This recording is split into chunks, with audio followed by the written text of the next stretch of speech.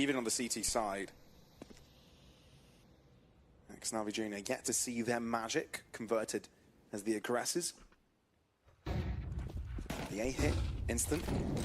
Flash is good, providing the exit of 3 different players. Connect across, coming through.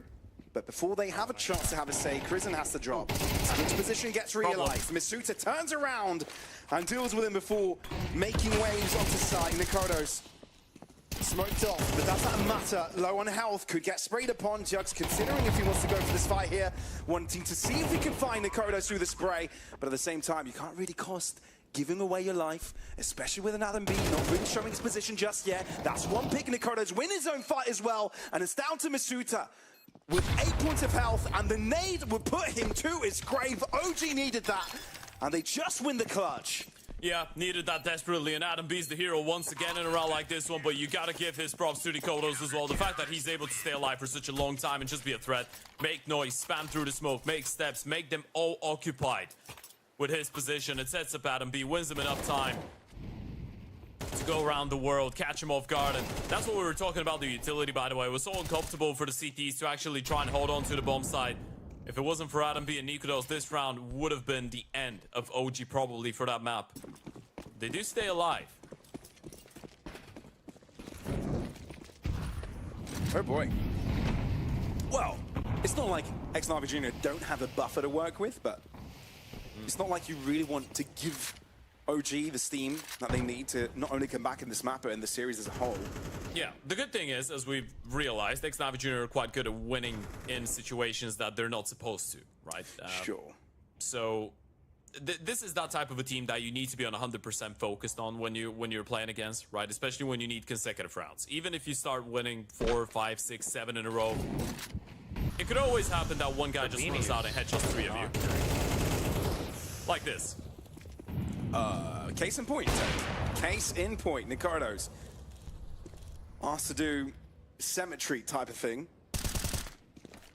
Aristos, the newest addition to the roster, also looking to make his mark, but instead doesn't survive too long to do that. A big change of pace. Demon left behind to be the disruptor. The right decision was made for Xnavi Jr. to move into the B site.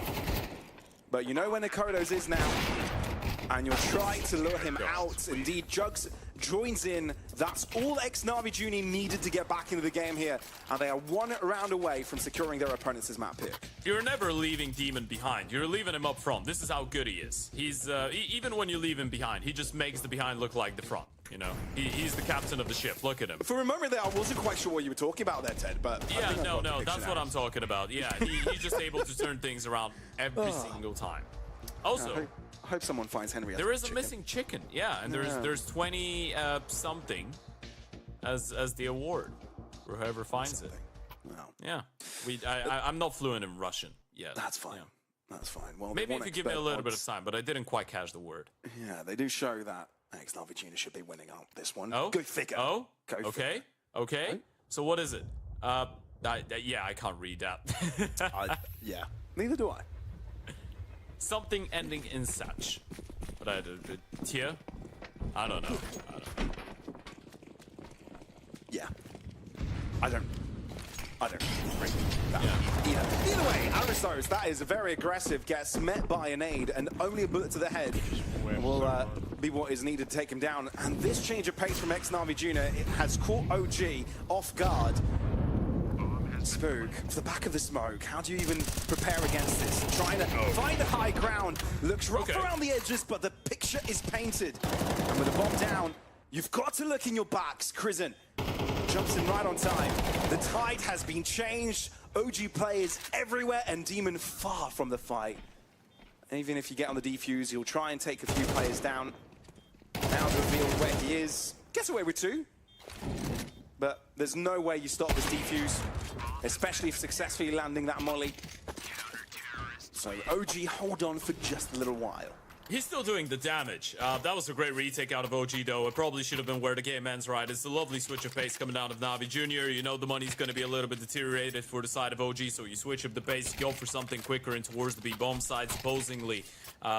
there wouldn't be too many Molotovs and HEs for you to run through, and especially after you get that initial kill onto Aristos, so it was, I guess, an easier decision to just go and scale down, but a couple of big pickups coming out of OG, keeping it together. It wasn't the cleanest one ever, but they do make it work, and it's an important double kill out of Nikodos. Even if you're not able to bring Train back, you will need him on Mirage.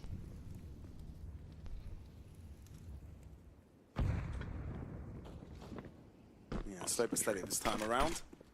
Aristos taking some damage on the Oompa Loompa duties for this one. Spooker first up. I wonder how Misuta's doing, keeping up with all this pace. He's been doing quite fine so far. I think he's doing fine, yeah. Just lean back and look at Demon and Cemetery clutch every single round that exists. It's lovely being part of this team. Albeit one player down. XNRVG are always dangerous. That's a 1.6 share. Okay, that's cool. That's really awesome. I think this is was that? Yeah, that was 1.6. I think. Didn't play that.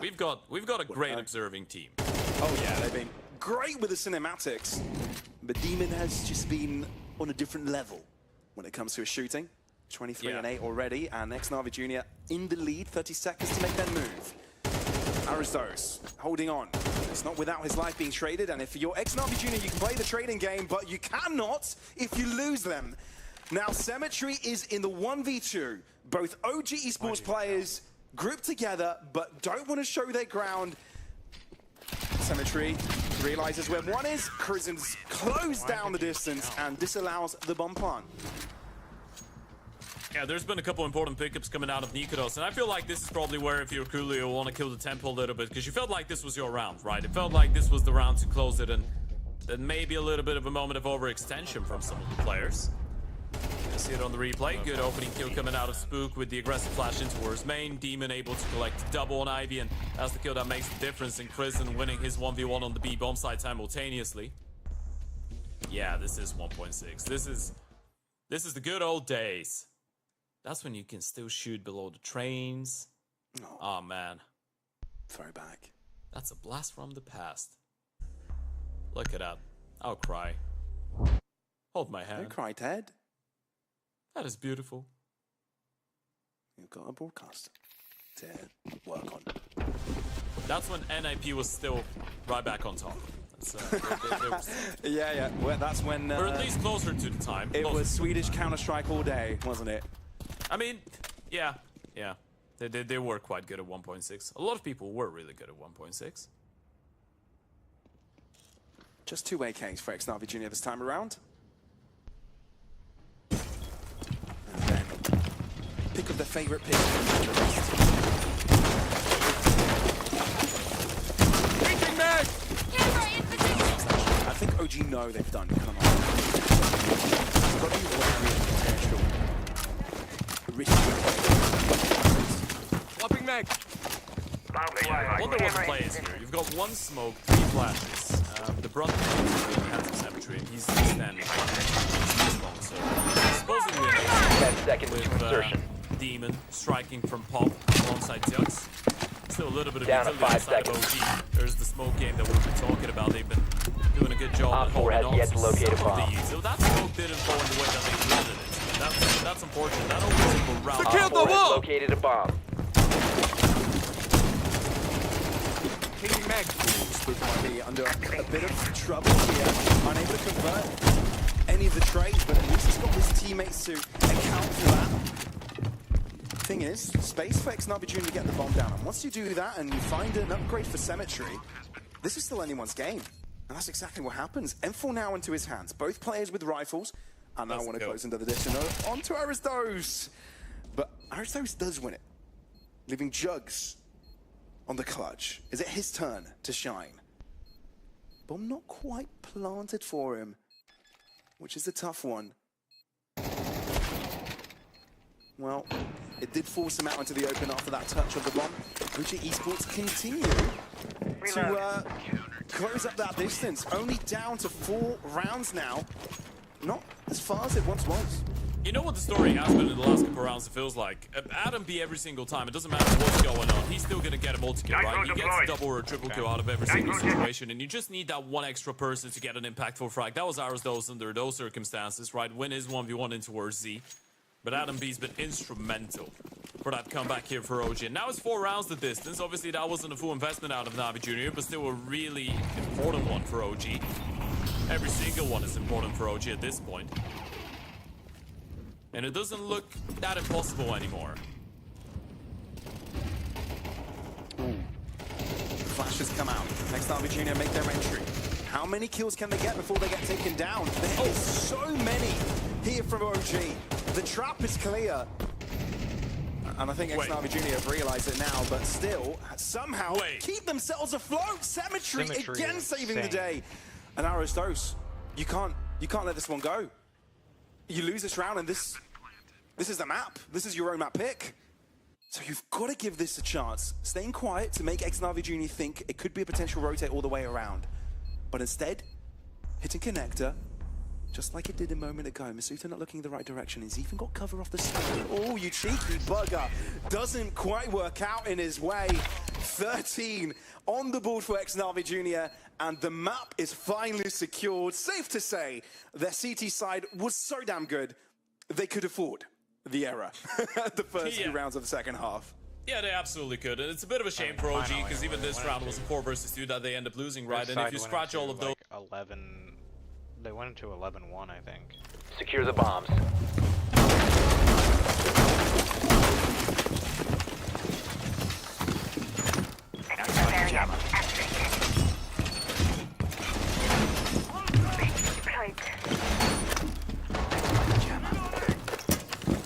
Place device.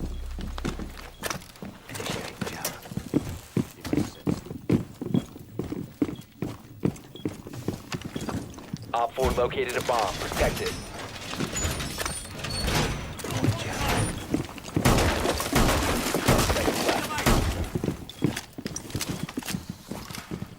Five seconds left. Op 4 has located a bomb. Be ready for hot attack.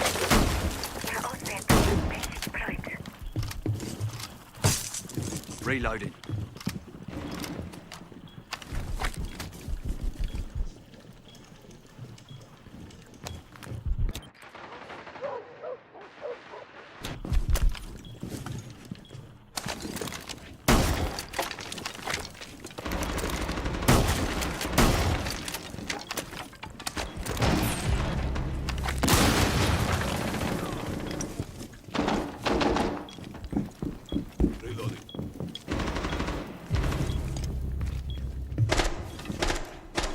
Reload!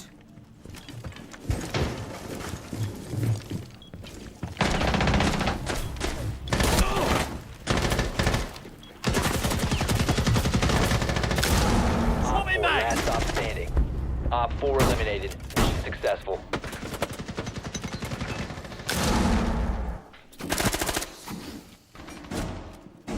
SMG-11 kicks a little more than what I remember.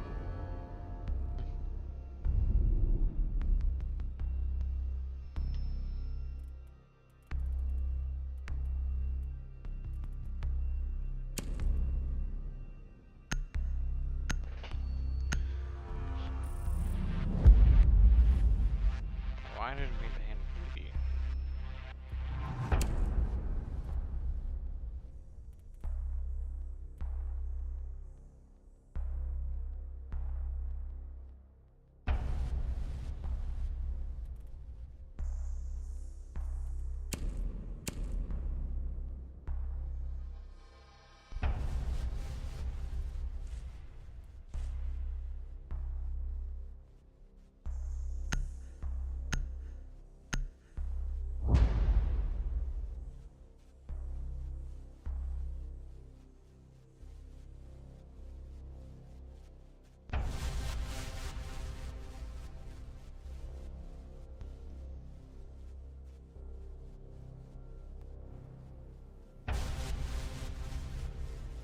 Secure the area. Keep the bombs protected.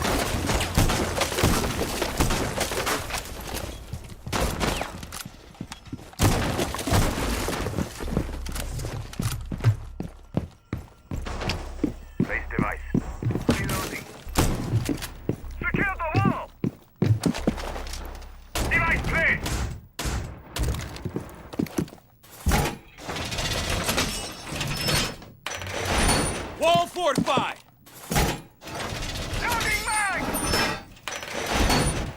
10 seconds to insertion. Device placed. 5 seconds and counting. Bomb locations are secure.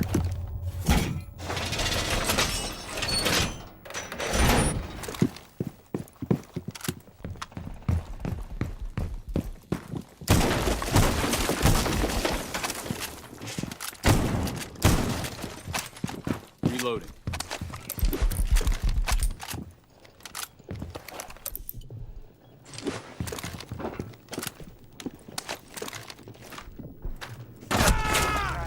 Did I not click?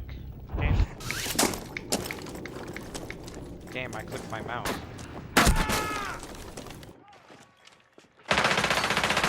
Whatever. Changing mags!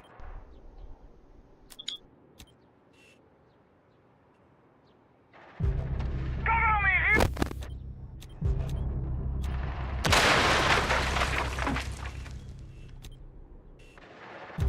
Op 4 found a bomb. You must defend it.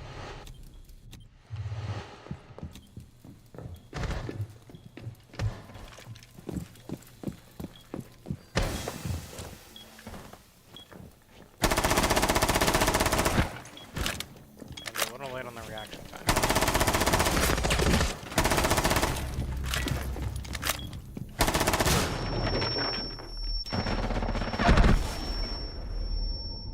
Trade? I think they traded.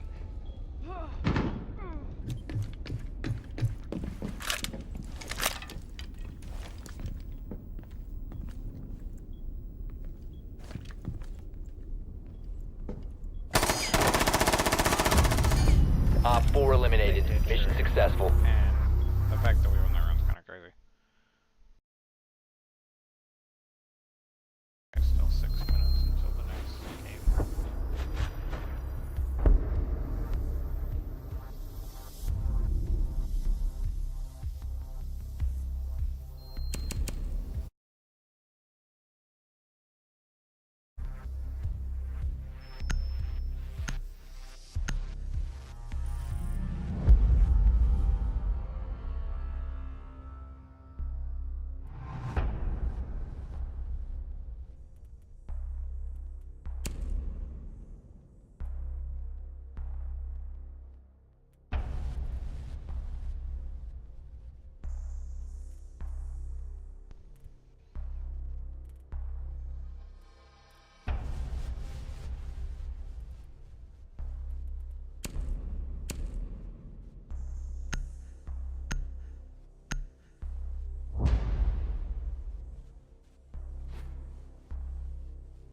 No one has impact EMPs.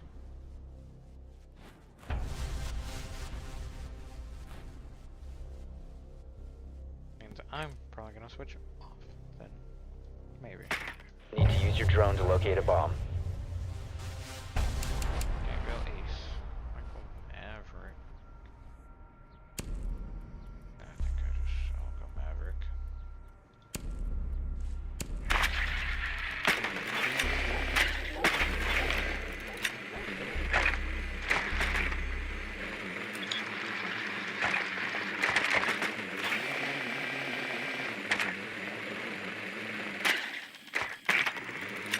Down.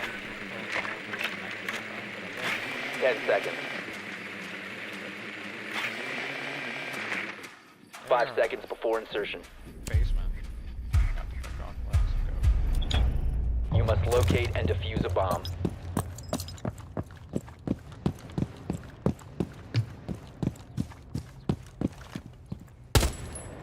I really just missed that camera. Fuck.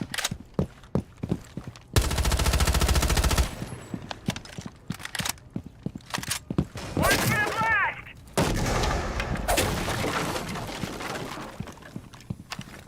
Drone activated.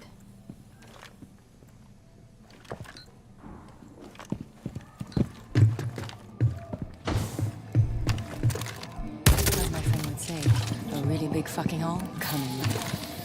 Glimmer deployed. Glimmer ready.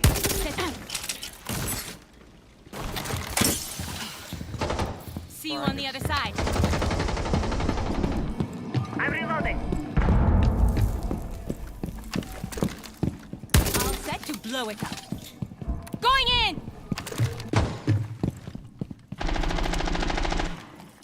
Located a bomb. Get clear! Terminators in position.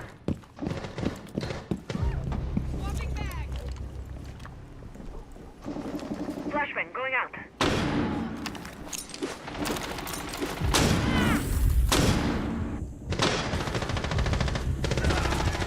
Op 4 last operator standing.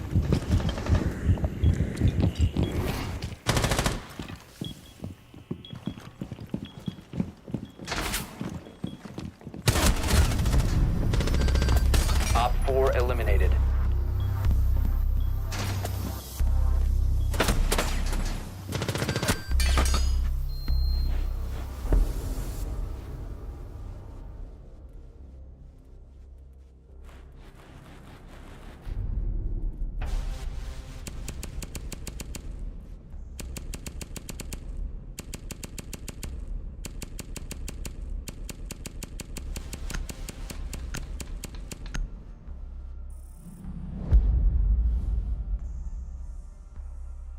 Why did it go Valk? Okay.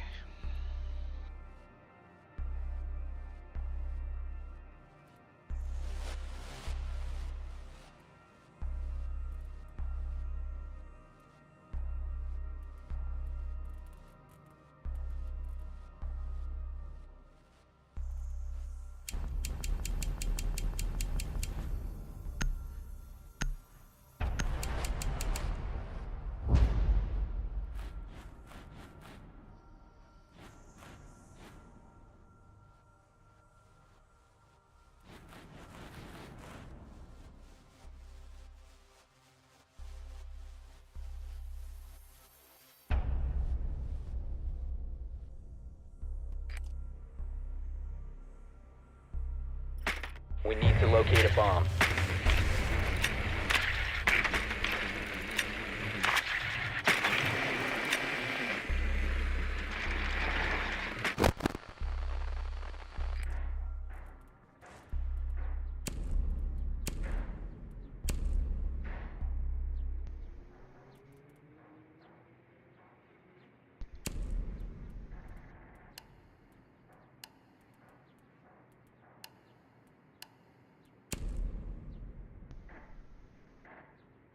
Insertion in 10 seconds. 5 seconds to insertion. A bomb must be located and defused.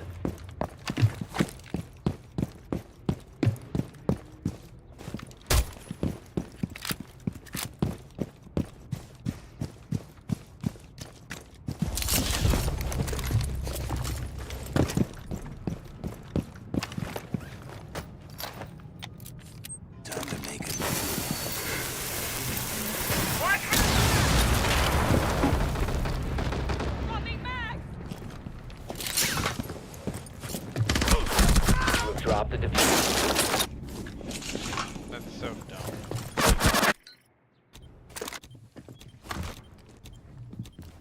Where did Blackbeard go? Blackbeard just down here for no reason.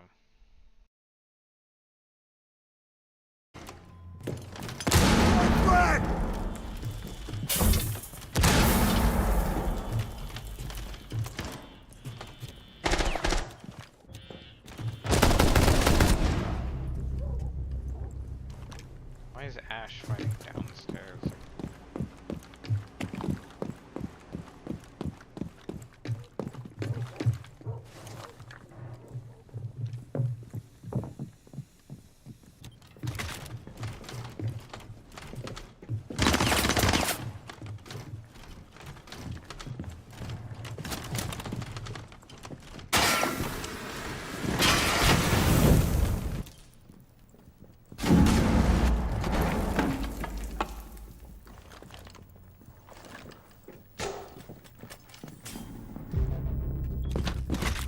Swapping mags.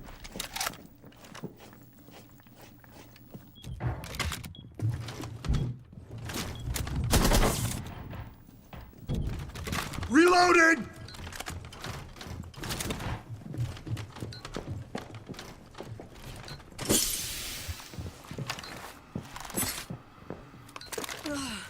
Yo, push. Blackbeard, push.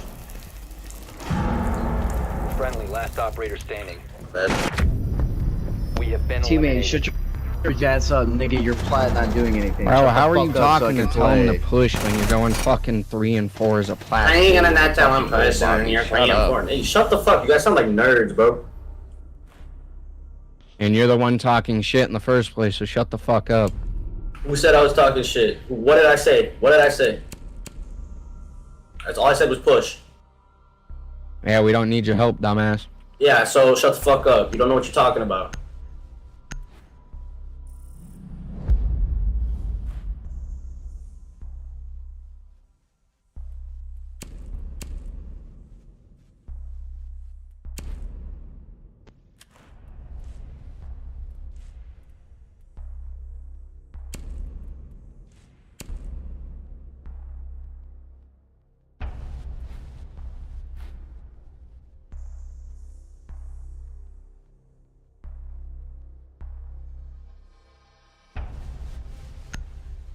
That was an interesting conversation.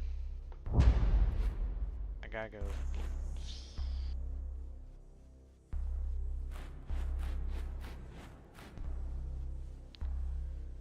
If they're CC, I don't know what our plan of attack is gonna be at all. Actually, really just Need to use your drone to locate a bomb. is there a basement again? Relatively stupid attack.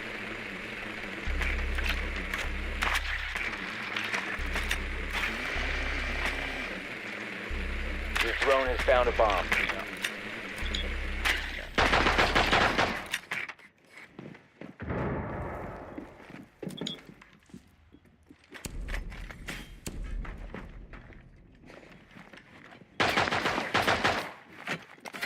10 seconds to go.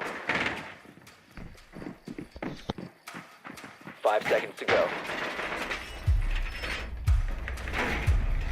You've located a bomb. Make your way to its location and defuse it.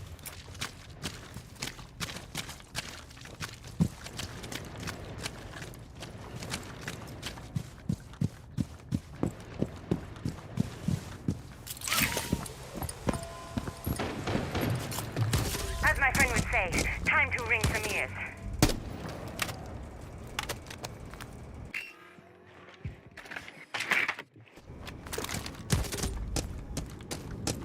All set to blow it.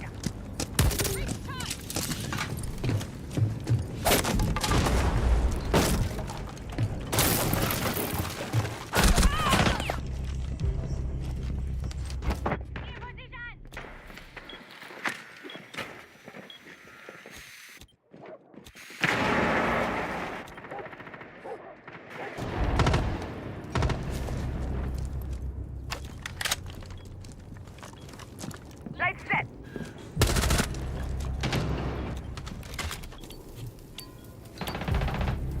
Flash set.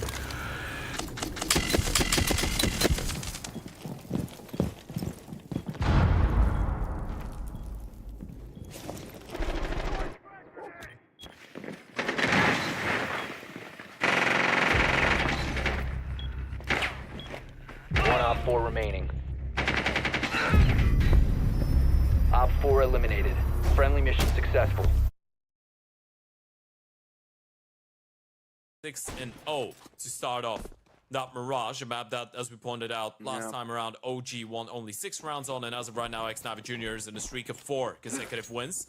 A 13-6 over OG, a 13-0 over Passion UA, a 19-17 over Rush B, and a 13-5 over Astro are the last couple games they've played here. For OG, it's 5 L's out of their last 6 games. The only team they've been able to beat in the last couple of months was NRG, and that was at the major. Yeah, a bit of a rough and dry spell here for OG Sports, and you're right.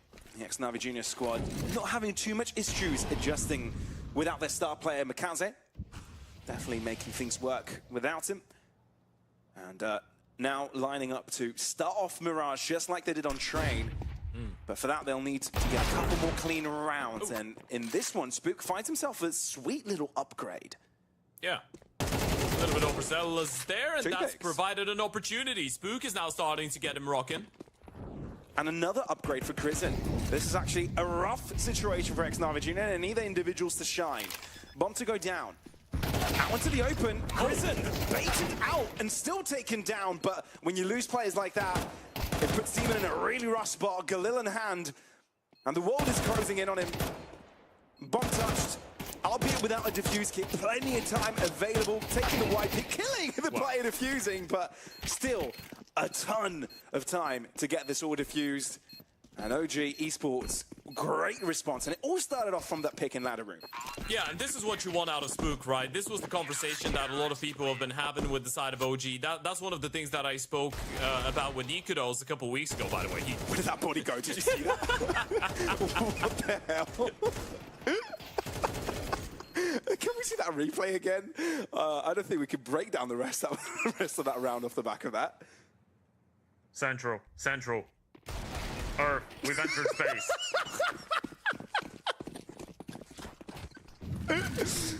Major time to crowd control. To crowd control? To ground control. He should go to the Olympics. What a high jump that was. It's at least a silver medal. At least, you think? Oh boy. I love Counter-Strike. Yeah, bro. he'd be a national hero. Oh man. That was a new world record. It probably That hurt thing's like hitting that, his you know, head up big- the ceiling. Oh, you think? Yeah. I wonder what hurt more, the bullet landing on his head or his head crushing onto the ceiling. Probably wouldn't be. It probably hurt all the physicians actually watching this. You know, physicists. Physicians. Physicists. Physicists. I get what you mean. Let's put gravity to the situation, though. As OG disrupting this push, Spook is able to isolate the one, but still X-Navi Jr. wanting to get this bomb down. It's not quite comfortable just yet, so they need to clear out all these different corners. 2 players still on site, but Misuta somehow keeps on isolating them. Cemetery Oh my god. has lured and distracted them long enough for Masuda to drop around again. What on earth happened there? X-Navi Jr. had no business winning this round, and they just He's need onto one them. more to lock it in, closing up the distance, and Crizin didn't stand a chance. Yeah, if you're wondering if Misuta fits nicely into that team, well, he fits perfectly. Yeah, he's cut for those 2v4, 2v5 moments. That's the forte of X-Navi Jr. Those are the rounds that they're so dangerous in and so famous about. They just win them. You give them an opportunity, they will grab it. Look at that. Arizdo's great defense in towards the B-bomb side. Nikudos with another. It was a 2 versus 4 that Misuta and Cemetery are able to steal away. Lovely stuff coming out of the Frenchman. It was so good that Zux couldn't keep watching. And he's on the team that won it. Nah, he left the stratosphere, bro. He couldn't keep it together. He's like, I can't believe it. Those can't be my teammates. I can't be playing on a team like that. I'm out of here. Nah. Why are we winning so much? And then he remembers they're actually winning. He's boy. like, well, I guess I'll rejoin. And again, it's those very tricky situations that some of these individuals in X-Navi Jr. have got under lock and key. It's just crazy. It's not something you can teach. And they make all the right decisions there, enough distracting. Yeah. And it's not necessarily that OG did something wrong there, apart from linger a little bit. We're not taking, you know, kind of pulling the brakes. But in a situation like that, where your opponents are on the back foot, you don't really need to play aggressive. You can't really blame them. Yeah. And you know what you can blame people for. Go ahead. That's gonna be an old school 1980s TV ad, by the way. You can't blame them for trying, but we can blame you guys for not downloading 1xBet's mobile app. So make sure you go and do that. Oh man. Approve. Imagine like guilt tripping people in advertisements. I feel like that's a new high. America. That's a new way to go. I feel like it's reverse psychology times 1,000. Either way, buy round for both the sides. but it's safe to say that it's OG Esports facing a little bit more economical difficulty. Actually, that's not true. Both sides will have a rough time if they end up losing this one substantially. And with Xnavi Jr. lining up towards this B side, apartments push, and only one on the receiving end. Actually, there's a couple players in Catwalk that have been spotted, but get caught in the crossfires, and Crizzy gets a chance to chime in again. It's as clean as we've seen this entire map. But you can't count Xnavi Jr. out just yet, especially No, you can't. when Crizzy is up for grabs. But sure, yeah. Kribeni with 16 points of health. The captain can't do much in a situation like this. And round secured by OG. Yeah, it's a perfect round coming out of Crizzy, right? You can understand why all that commotion happens for Xnavi Jr. The moment that you spot out 2 players in towards short and you hear all that commotion in towards middle, you think that the B bomb side is going to be empty for the taking, right? And then Crizzy comes out of nowhere from the back of the bomb side. Collects all the people that were just being blocked, stopped from utility, trying to avoid the short fights, and then you need to worry about another man. Crizzy with a big play, one that OG needed desperately. Xnavi Jr. going for another investment, looking to go for something even pacier.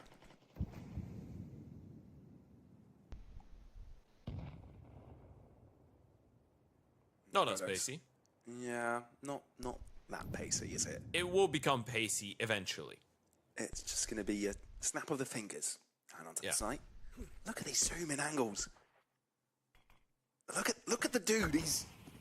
Ricardo's is scoped in. What a big gun he's got. What a big gun he's got. Oh, the cinematics in this have been crazy. But you know what? These pistols are actually finding a bit of success here. The thing is, both remaining players are a little bit low, but it brought things to a 2v2, so... Oh, well, both players of OG have actually won their individual fights at the same time, so enough of that. But 3 casualties for OG is still an expensive one for them. Considering the fact that they did actually fail the stair smoke, I think. I'm not sure if it was blocked, but I think they might have failed it. Failed the utility, you lose the first 2 fights and you're still able to get away with 3 kills. This is the superpower of Xnavi Jr. Gonna check it out on the replay. Failed smoke actually allows Crizzy to get involved. Adam B doesn't get a single one, and that... Oh my god. You don't get to see those all the time, right? Yeah, he didn't see it. No one saw it. Not even them. He just got the kill. Man.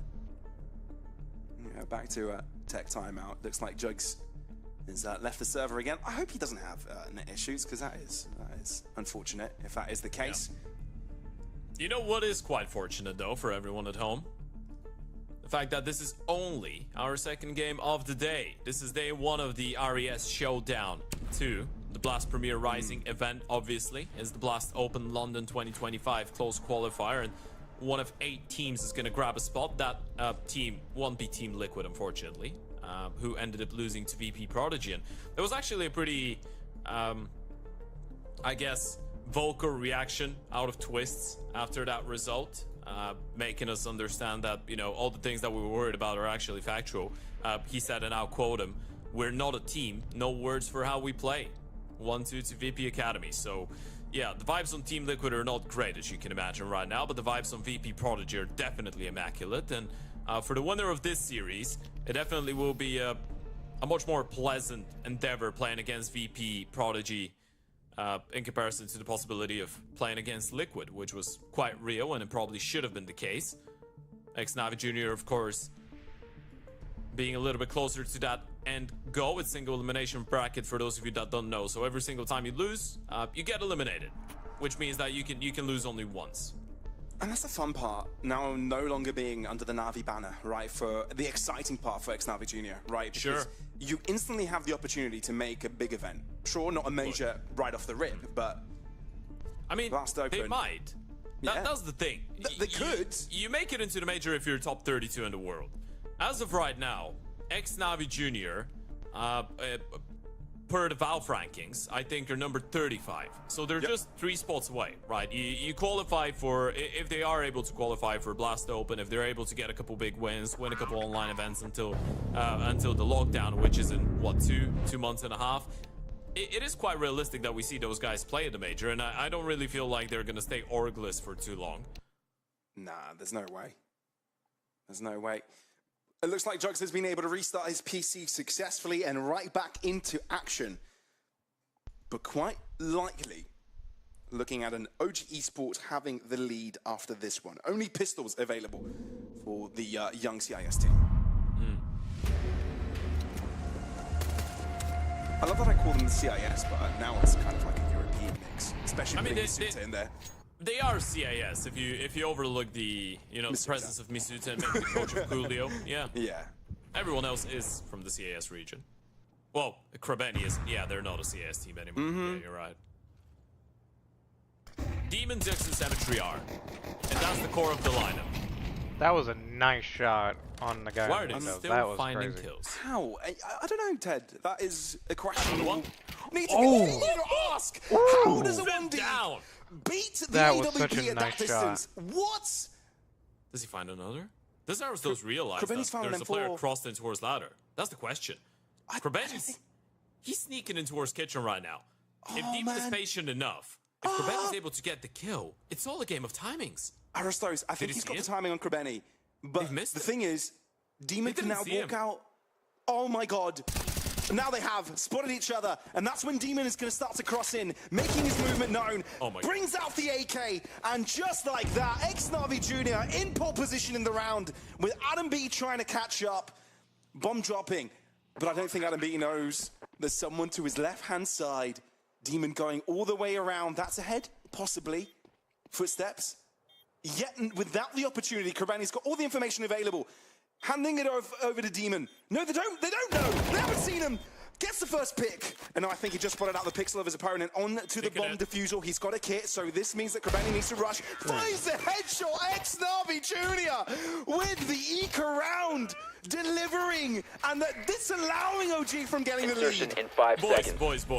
That's when you go for a tactical timeout. They didn't even have armors. It was bomb just the must be pistols. located Just the and pistols. defused. Look at some of those shots. Look at that from Krabeni. That's absolutely nasty. The way that he gets the final one as well. He counted it perfectly.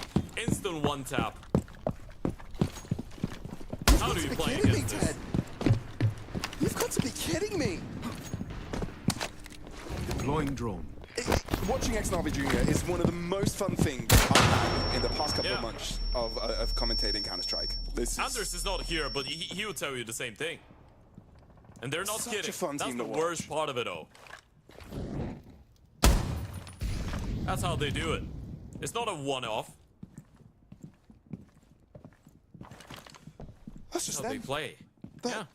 That is how they roll. That's It's how just they their do the nature. boogie. Oh man, what are these ankles? I love the observing team today. They Aristos. shot out You one have time. located a I'm not bomb. sure who it is, by the way. Yeah. I feel like we need like another third somewhere showing who the observers are each day. You gotta give love to production. There's many people working on that as well. Throwing new mag. Same way as there's many people working on winning a round in the game. Prison, the first one.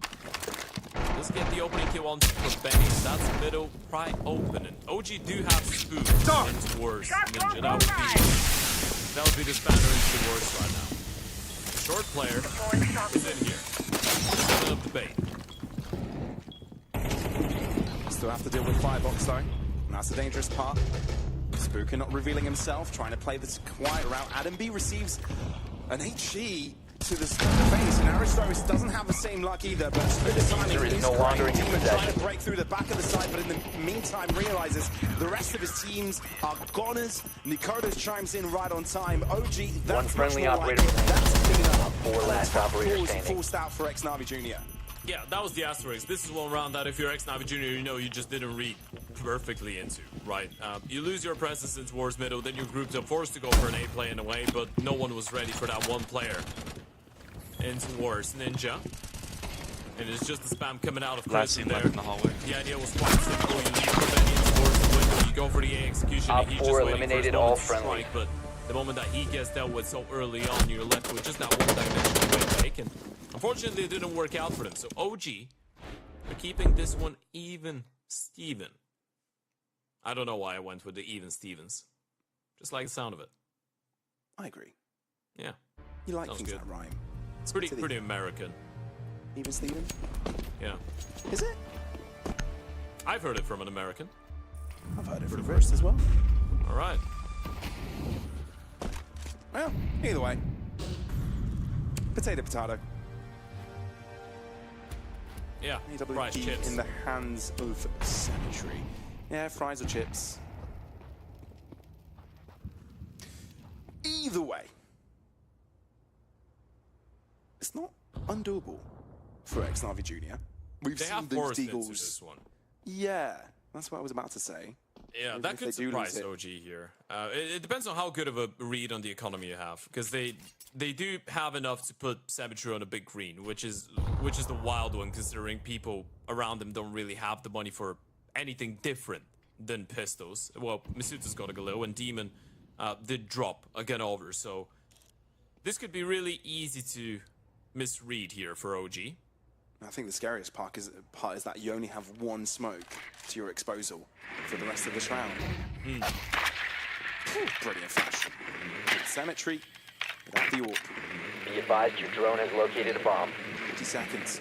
And you know you've left the mid exposed for Xnavi Jr. to take over. The walk up connector, and the smoke is used to block vision from short. Just a spray down, that's avoided. Looking to see if he can pick up Prison though.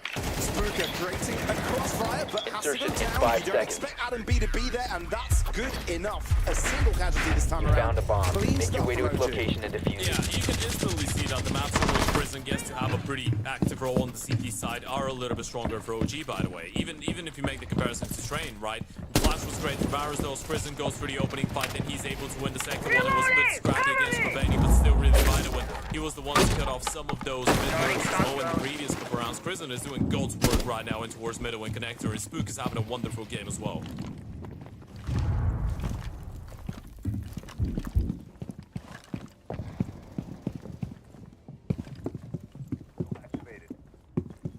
Yeah, but slow down the pace, of course, after just pistols being out for Xnavi Jr. and no Deagles this time around to cause the upsets we've seen before. No technology there, because we've seen a bit of that action as well. That flash, damn clean, if you ask me. with your name. Clean as well. OG now create a bit of a buffer. Is it enough? There's 2 rounds left in the half. I guess we'll wait and see. Yeah, you don't want to give that buffer to the side of Xnavi Jr. as they're going into the CT side, right? You gotta hope for at least 7. Clean conversions, good stuff when it comes down to the buy rounds. Prison 14 and 6 now. We've been talking about the in-game leader having a great performance, not slacking individually, as we've already mentioned a couple times. He doesn't usually. Last time these 2 teams met, the maximum rounds OG were able to get was 6.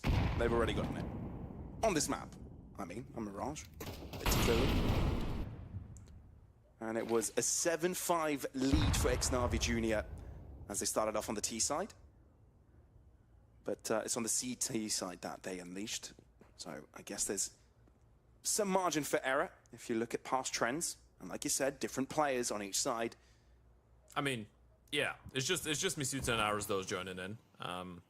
So I guess we will see what happens until the end of it. Still 2 rounds until the end of that first half, and this one is a little bit slower coming out of Navi Jr. 60 seconds left, and they're just now making their way out of middle. Demon's presence in towards B might be toying with the idea to go for a bit of a B split here. Aristos avoiding the H. Flash cannot be avoided on the other hand though. Spook left behind and finds more, and you've realized now trying to knock on the back door, but the bomb's dropped right in his hands. Chucks little does he know, but he's just realized Prison is right next to him, but the stars align for him, and so do they for Adam B. That's much more like it on OG's buy round. Xnavi Jr. basically walk into a brick wall. You can't count Demon out just yet, but he just lost half of his health on one exchange, so the rest of them need to be clean if he has any chance into winning this clutch. But with 13 seconds to spare, it looks more unlikely by the second. That's one more. Even sprinting to the A site and finding one pick will not net him enough time to get this one on the road. 7 in the books for OG, and 1 left into the half, with Demon having the only AK available for his roster. Spook has been awful to deal with so far, by the way, from the side of OG. Navi Jr. never know where he's going to strike from, right? Even when the flash works out, even when the call is good, now in towards that, a couple rounds ago in towards Ninja. It feels like every single time Spook is just winning the rounds by pure positioning. Prison getting that kill through the smoke is absolutely filthy.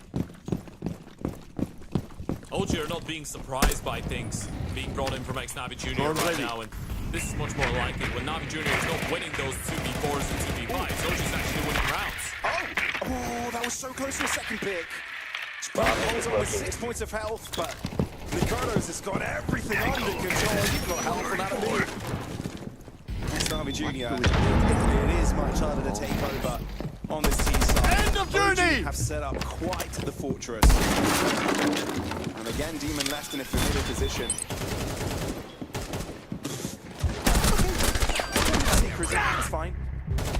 I don't know why. The diffuser is no longer in your possession. Especially with the gap between the smoke. There goes the half. 8-4 as OG lead the charge. They needed this, but they'll need a strong second half to finish things off if they want to force a third map. She said she loves you, but she can't love me. But I love you.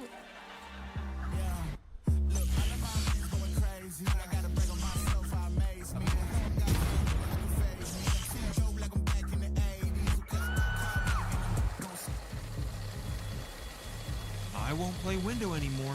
What's going on? Play your role. 1xbet.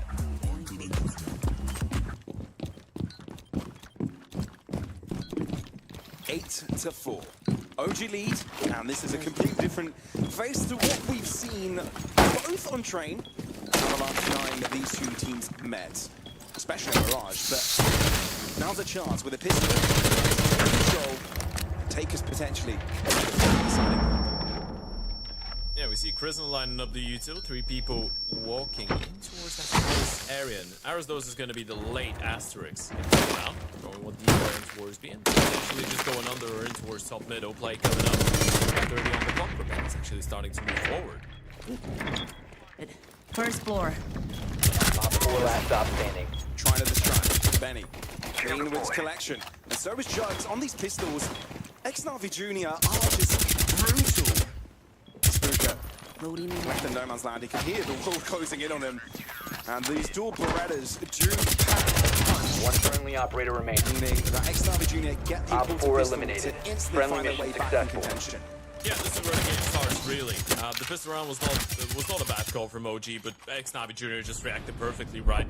Prison is just waiting out, going for the smoke in towards jungle, Molly in towards the stairs position. The moment that you hear the Yuta when the steps in towards Palace, though, Krabeni knows that he's got a 1v1 in towards that ramp position. When that turns around, helps out his teammates.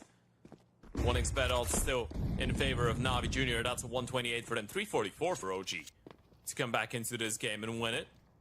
Of course, you can take advantage of those by clicking the banner below the stream and signing up with Code Showdown, in case you haven't done that already. As of right now, Navi Jr. are going to have a bit of a shooting showdown. It can't go deep enough, though. Krabeni, a little bit overzealous. You know when you see a nade and you're like, oh, that could be juicy, that could be so damn good. And it had all the potential of doing that. But like you said, short off the mark. And a bit of an answer back. Altogether.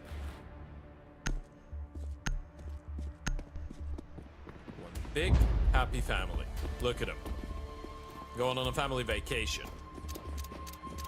Secure the area. Keep the bombs protected. OG's family. We can't say Lambert. We can't say that. Okay, he did that. Wall's done! Op 4 has found a bomb. Deploying CC!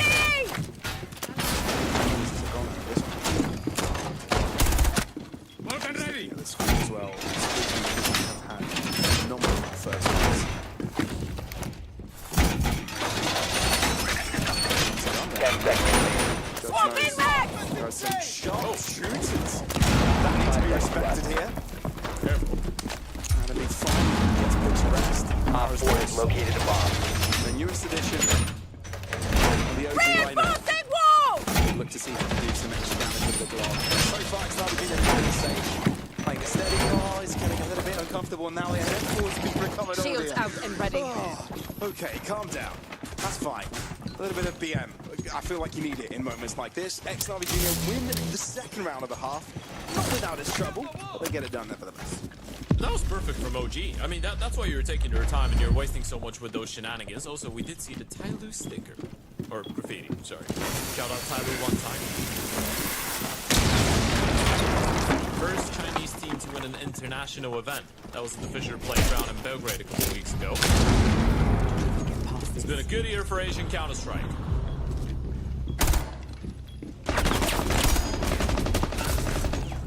Apparently Demon's a fan.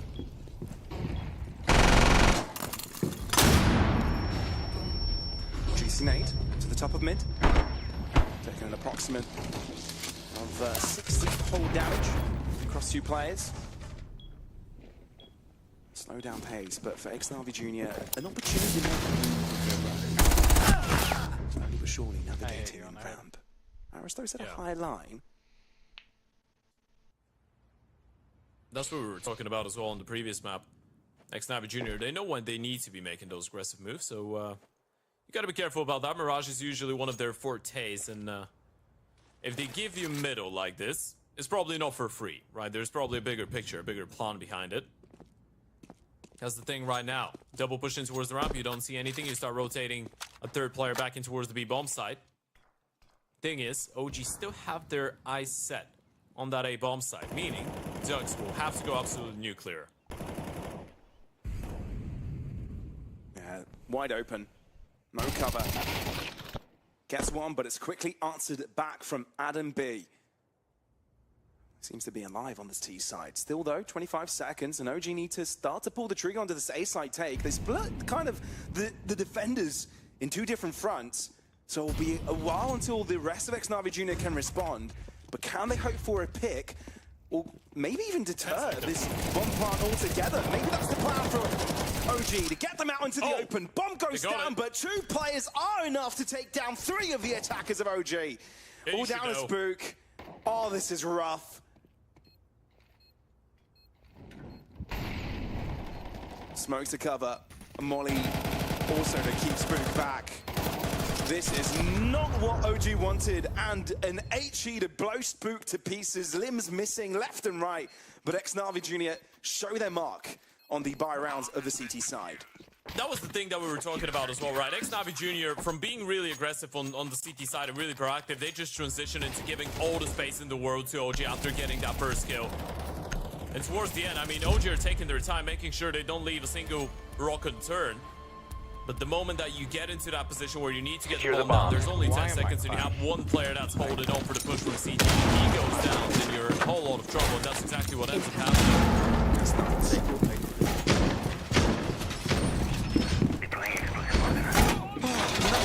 for OG. 2 defenders for XNavi Jr. Now, OG on the back foot from the get-go. Saw some defense. Do really good stuff. But bomb location compromised. Plan in terms of rifle. 10 seconds to insertion. It's really specific type of a half-buy, right? 5 seconds and counting. In mind right now. Aristos has got the molly. Op 4 is located a bomb. Get ready to engage. Balk is going to get mollied out. Potentially a late set piece in towards that A-bomb side, especially with Kristen bringing the Yuto back as well. He's got a smoke and a double flash. Spook with another one in towards under, presumably for a connector. Either top or in the middle of it to make sure they can cross in. What a find that is. Nah, it was just looking in the right position at the right time. And a body appeared and away goes ahead. A drop out from Palace. Jugs, albeit no cover, still gets away with one. Symmetry's position not quite covered. And even though it's a labored spray, gets the job done nevertheless. Caught on the stairs. So still a little bit more competitive than XNavi Jr. would have liked. Flash mistimed. So catching the bomb plant. Adam B continuing to be a nuisance. 3 casualties for XNavi Jr., but equilibrium importantly found. I wonder why they decided not to molly on their back, by the way, because Aristos did have the molly. Maybe they just thought they had a bit of a timing. Maybe they thought it was just going to be the one player who would stick it and there wouldn't be a second player on the bomb side. But the utility was good. The set piece in general was a really cool one coming out of OG. And we've seen a lot of cool pocket ideas like that. I guess it's the fact that it's the window player as well of Symmetry. So the moment that you see Juxin towards stick it, you don't really think there's going to be somebody else. But by design, it felt like there should have been a Molotov being placed there. And it probably could have changed something in the round. I'm not saying they would have won it 100%, but definitely would have given them a bit of a chance. But now we're tied up. Another tactical timeout, meaning Mr. Lambert himself that we were discussing will come into the conversation too. Proven to be a pretty skillful coach, by the way, Lambert. One of those guys that had a good career in professional Counter-Strike as a player, but never really made it to the top level, but as a coach, it feels like he's got even higher potential.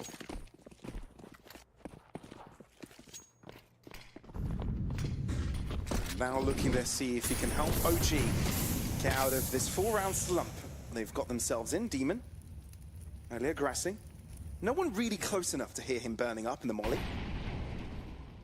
So quite a sneaky position to take, but the smoke will soon fade, so I wonder how long he'll want to stick around here.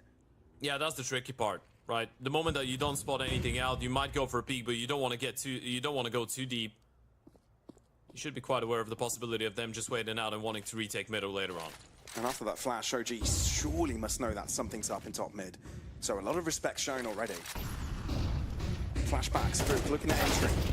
Oh, the Catwalk player had to look away, but that's when Demon chose to chime in. Adam B from behind though, jumps in and makes himself relevant already.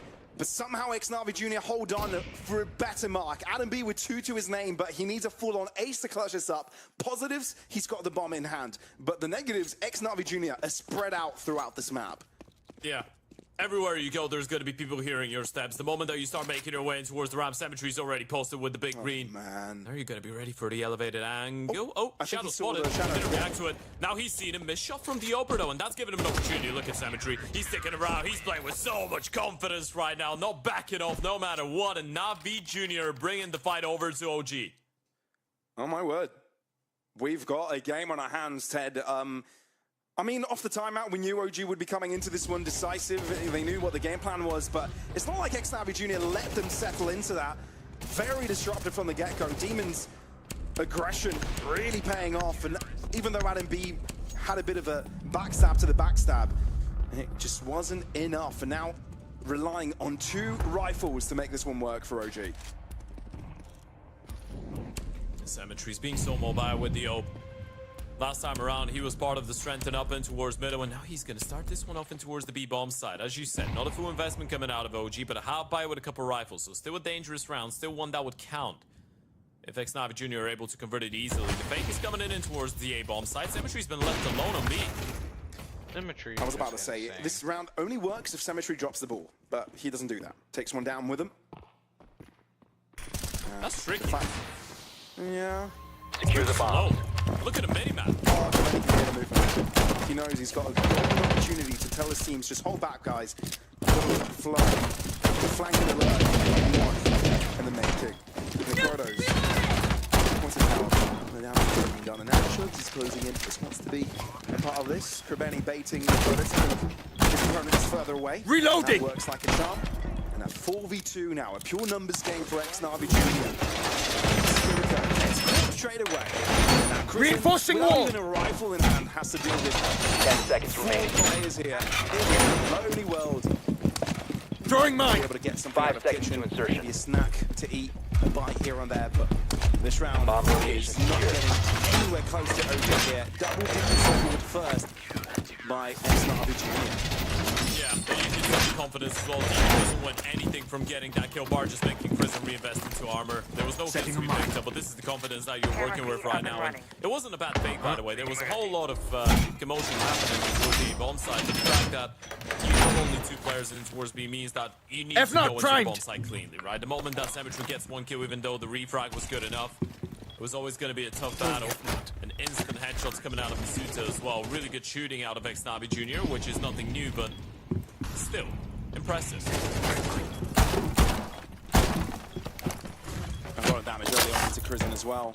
Benny looks to do what Demon did moments ago. Ooh, spots out ahead. But again, knows he also has been seen, so he needs to be a little bit more careful.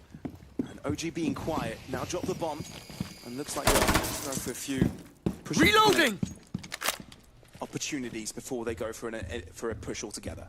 That's the reason they're double pushing in towards ramp right now. You spotted them out backing off from middle. You know the timing allows you to get in towards ramp before they do that. That's why you're blocking B and you're reaggressing A instead of doing it the opposite way around. And now, because of that double push and not seeing anything, you can actually rotate Symmetry with the APP back in towards the B bomb site to try and support Demon. That's exactly what we see. But definitely, with OG cutting noise, you've got question marks all across the map. Krebeni looking to answer those questions, but gets caught in the process. Positives for XNRB Jr. is that Jugs takes down Arostos. The B site is going to be taken over from OG. That's exactly where. What are you doing, dog? Well, no flashes. You need to find a way to isolate Symmetry here. You need a smoke that you're running through. You need something. Be advised, Op 4 has located a bomb. Grenades available for XNRB Jr. to use to break. Demon, backbench, not get spotted. They only know where Symmetry is, so they'll try and isolate him. In the process, Demon gets a lot done. Nakota's finally has an answer, but it might just be all too late. Op 4 is defusing a bomb. You need to disable their diffuser. Clears one, bomb to be collected, and minimal time to get the bomb down. This is rough. One friendly operator remaining. No, all they have to do is wait 5 seconds, just some time to get the bomb into the ground. Digits barely punched in, and Shug sprays into the smoke and finds the mark onto Nikodos. Doesn't even get the plan, and this is going to be a big one. That's a massive hit. Might be the time for your final tactical timeout here, OG. Money is falling a little bit short, and this is the kill that makes the difference. Jugs being able to compensate for Krebeni going down in T-spawn. Nikodos gives it a good go, but the rotations were so slick, and Demon gets another double, so does Jugs. And as we said, tactical timeout for OG is actually the penultimate one, not the last, but money's out. Problem is, you're down 8-11, so you might have to go for the investment here, regardless of not getting the bomb plan. That would have meant you've got AKs all over the board alongside the utility, but now you will have to take a couple hits, and even going for a half-buy with a hero rifle is a possibility. That's exactly what they're doing. 3 smokes, 4 smokes now, and 5 flashes. No mollies, no HEs, 1 rifle in the hands of Nikodos. Oh, look at the blue carpet. I just realized OG haven't won a single round on their T side yet. Nope. An 8-4 first half. Oh, that's got to hurt. That is painful. And it doesn't feel like this round is having any difference either, Symmetry. A lot more of the same. A lot more of what we bore witness to on train. And the rest are there to clean up. P2K required a little bit of a dance by the end for Spook. But 12 on the board. It feels at this point, Massacre is an inevitability, but 4 opportunities for 10 XNRB seconds. to close the series out. Op 4 has located a bomb. Plan your defenses accordingly. 5 seconds so left. Good. I'm not lying to you right now. XNRB Jr. is going into this Op 4 qualifier has with located a bomb. so Be ready for hostile many action. chances, or such a big chance to win it all.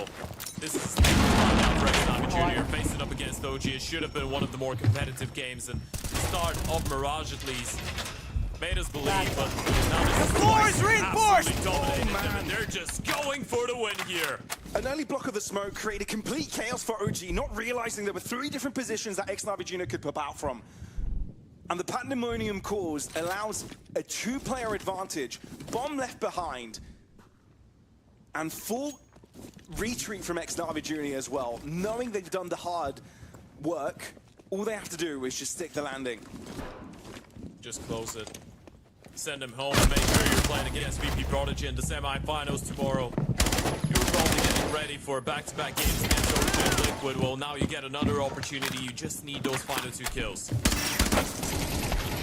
Closing up the distance, but it's Adam B to win the fight. That was a prerequisite to have a chance. Reload! A 2v3, especially with the bomb coming down, could net OG Esports something of an advantage, but the Molly, as well as Adam B losing his life there, will put the end to this madness. 13-8. A clean sweep on the CG side by XNRB Jr. OG Esports didn't stand a chance, and it sees XNRB Jr. making it to the semi-finals of the Rest Showdown.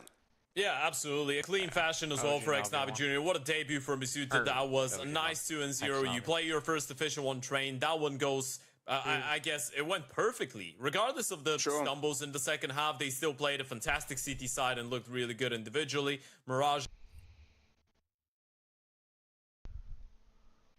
What other matches are going on?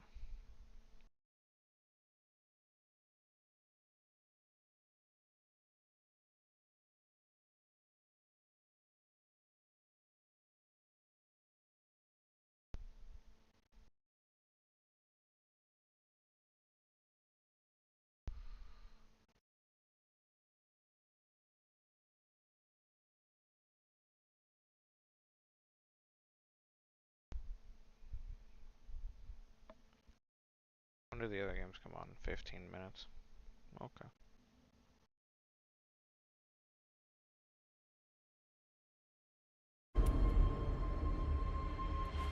Four, three bands restored.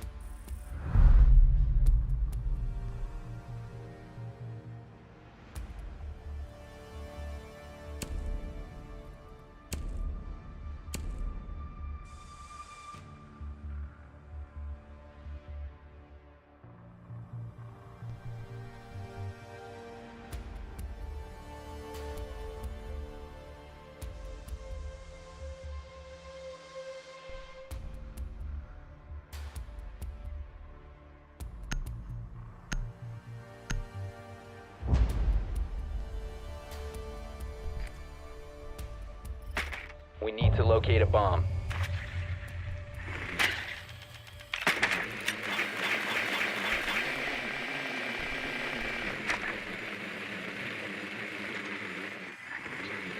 Legion.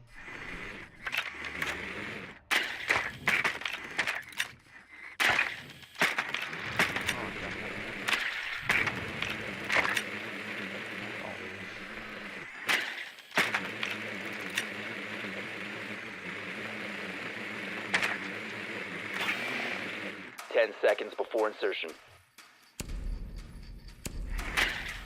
5 seconds to go. Your mission is to locate and defuse a bomb.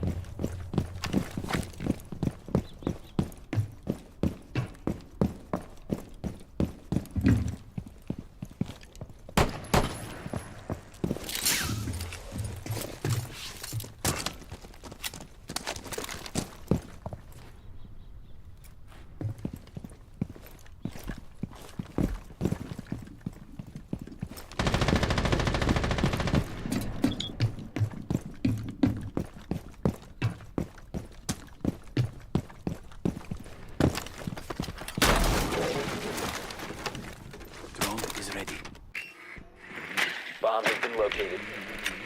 Yeah, downstairs. Are they gonna give me all this ground?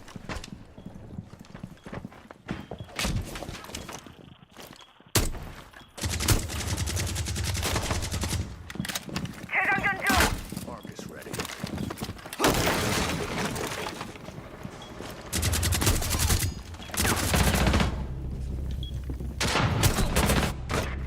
Okay, he stood up. Cool.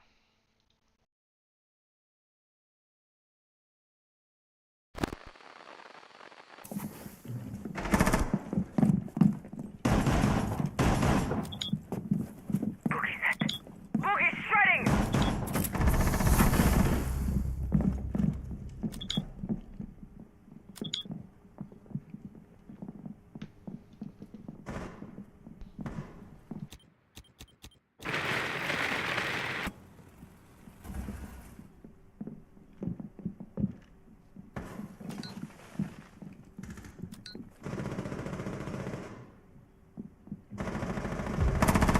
Op 4 last stop standing.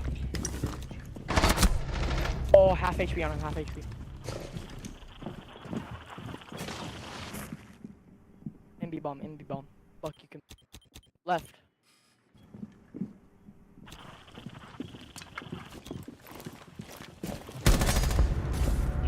Op 4 eliminated. Friendly mission successful. Yo, Ram, I'm gonna need you to step it up, okay?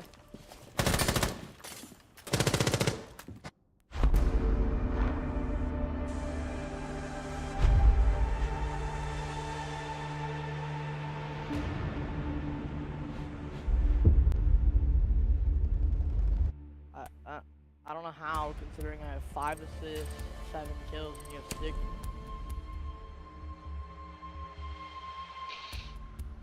I'm already kind of bored of this game. I made it to silver 3.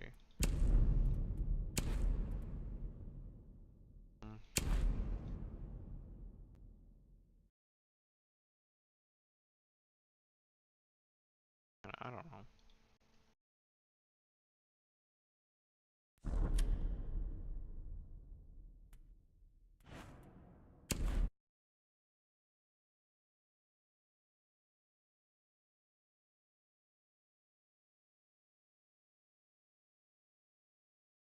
What should I boot up real quick?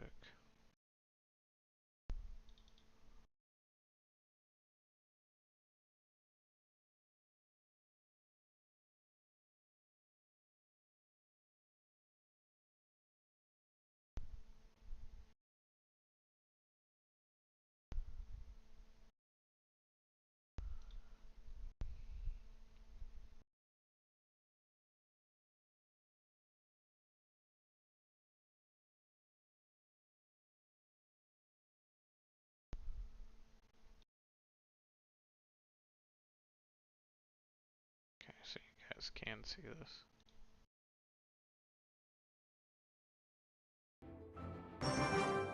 Parado. We're just killing time for like 10 minutes.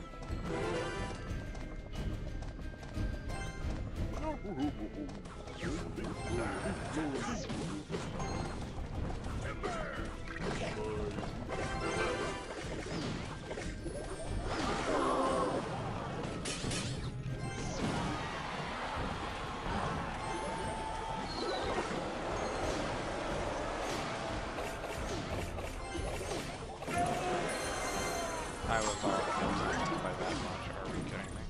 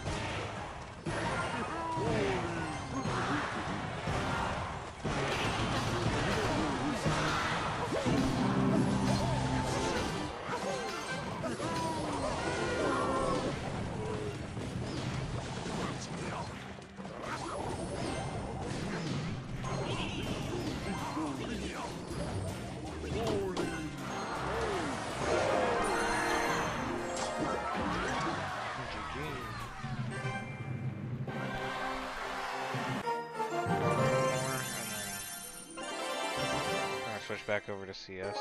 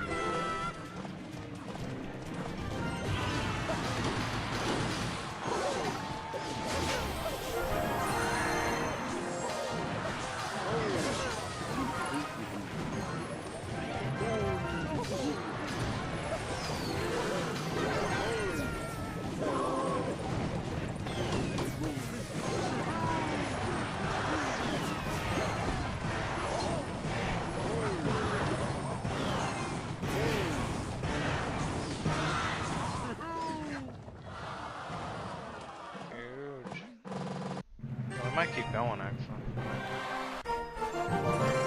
We are on a win streak.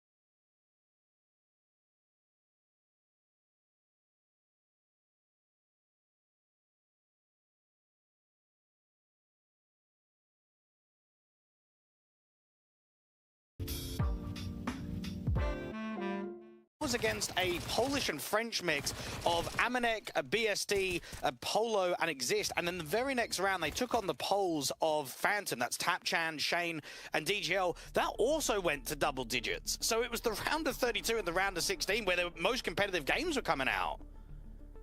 That's what we're saying, that the run itself to get here was not all that strong from Sparta, not just because of the level of competition, but also how they were tested in doing so. Puts them at a serious disadvantage against pretty much all of the teams. I would certainly say the weakest of the 8 that we have here in Showdown. Yeah, Sparta are going to have quite a lot to prove because I think at moments they've been able to upset some pretty good teams. I know it was a little while ago, but if you look back at sort of the May and June period on HLTV, Sparta 2-0'd Eklot, Sinners, and Iberian Soul. Now, the Eklot and Sinners one, you would say sort of mid-pack tier 2 teams at the moment. Iberian Soul in particular, they've been winning quite a lot of titles recently. They're quite high on the VRS. They've even been able to win some international lands. So the idea that you get 2-0s against them, even if it is a small sample size, I think it shows that they can hang, that they can push weight. It's just about whether they can do that now. Can they do that against Fnatic now it comes to August? Again, a tough ask. Sparta will have to make the best of their opportunities. Opportunities will come few and far between for the ex-Fluffy Gangsters. At least true to their name, they are going to do their best to soldier ahead. I'm not sure what else is coming up in the future for this team. I know they've been playing a lot in the unranked circuit. Maybe a bit more grinding to work up a few more cohesive elements will give you some sort of extra way back into the VRS system. And they are a ranked team to their credit. They are just inside the top 100. So a lot of work to get towards the level of Fnatic or even any of the other higher end tier 2 teams involved here. It's funny you mention a few of these guys playing on the Fluffy Gangsters organization. That was what I would say a fairly historic name back in the day. You go back sort of 10 years ago, you had guys like Little, who ended up coaching Forza. Chopper used to play on that team as well. Remember they played quite a few of sort of like the CIS minors back in the day. But yeah, this Sparta team, I mean, even when you look at the HLTV maps, you've got Invisible up at 392, Soul B at 260, and then everybody else is at 200 or lower. And you compare that to Crims, who's coming up to now 2,400 maps, Blame F at 1,400, Cypher at 1,003. It's a huge disparity from not only playing experience, but also the depth at the higher ends of the scene. Didn't we commentate Crim's like 2,300th map on HLTV, like during Glitched or something? Yeah, it might have been. I mean, he's currently at 2,174 with the Fnatic organization, so he's only played about 200 or so outside of Fnatic, and that would have been with Godsend and LGB. It might have been 2,100 with Fnatic, perhaps. Honestly, Dwayne, I never remember your numbers because they're just so... there's so many of them to have to keep in the back of my mind. Well, even for Sparta, you would kind of expect everyone to be on the same amount of maps, but what it tells you is that they've been using a lot of stand-ins in maps and best of threes because Invisible's at 28, Soul B's at 29, Dijon is at 31, Yara's at 31, Canfuzz, the newer guy, he's on 20. So in the few officials that they have played on HLTV, it's been a shame that they haven't always been able to rep the full 5-man lineup. I mean, even this current iteration of Sparta is different to the one that had left the Fluffy Gangsters back in March of this year.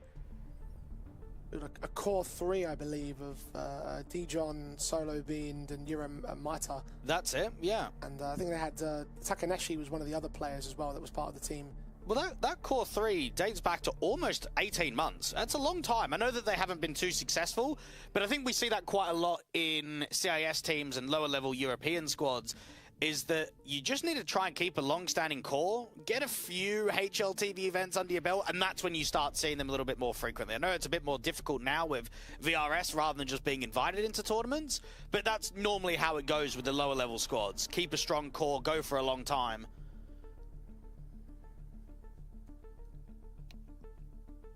I mean, how you could argue that's how Fnatic originally made their names with the Swedish team, because that core was so valuable it swapped between organizations 3 times. 4 times, actually. Scratch that. I will say it probably probably happened a lot more back in the day of cores staying together, just because there just wasn't as many options. I mean, you got to remember, especially with the national teams, right?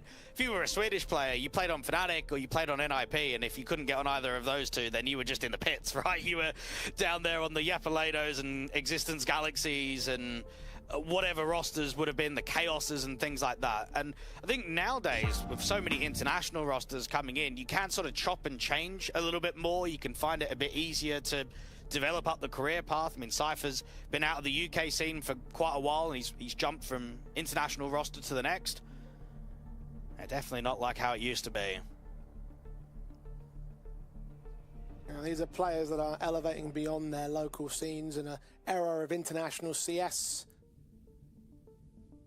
Crims and Blamef from their respective Swedish and Danish squads of old, and even Jambo and Fear, they're part of the Ukrainian lineup of old as well.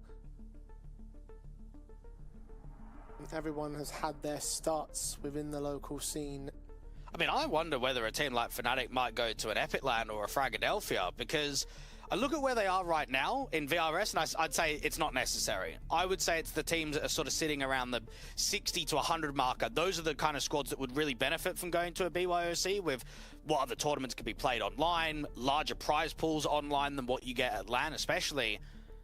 But I just wonder if they maybe have like a bit of a difficult period for a couple of months. If the results don't really go their way and they drop down the ranking a little bit, could it be an opportunity for more, what I would say, tier 1 players, experienced players going to these further BYOC lands?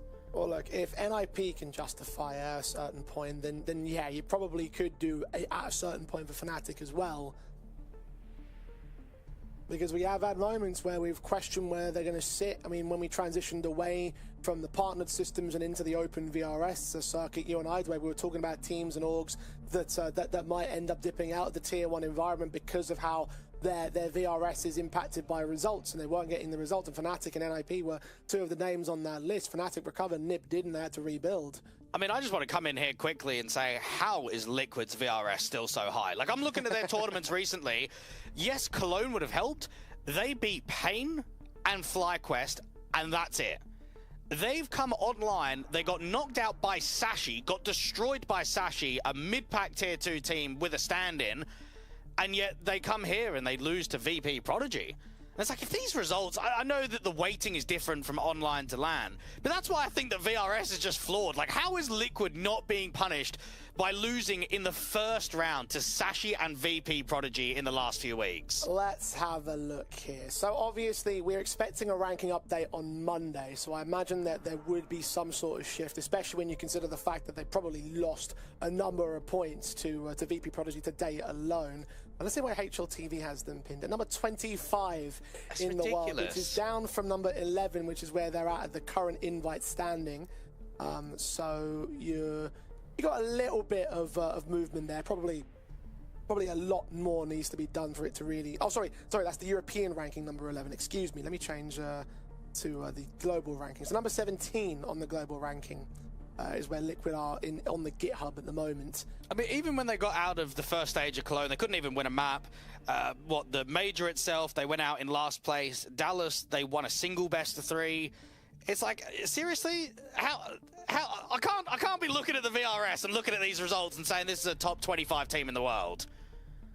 Yeah, I mean, I can't argue with you. I'm just like, because now you've got me interested. I'm now looking at because here's the thing, right? You can actually look at the page, the GitHub, and you can see how the calculations are drawn, and it's not very easy to understand, but you can kind of get a decent sort of estimation, a guesstimation as to where those points are coming from. So I can see that they've got a lot of prize winnings from an event in April, $72,000. What would that have been? That might have been the Melbourne, Melbourne, where they got top 6, where they made the playoffs. But then even still,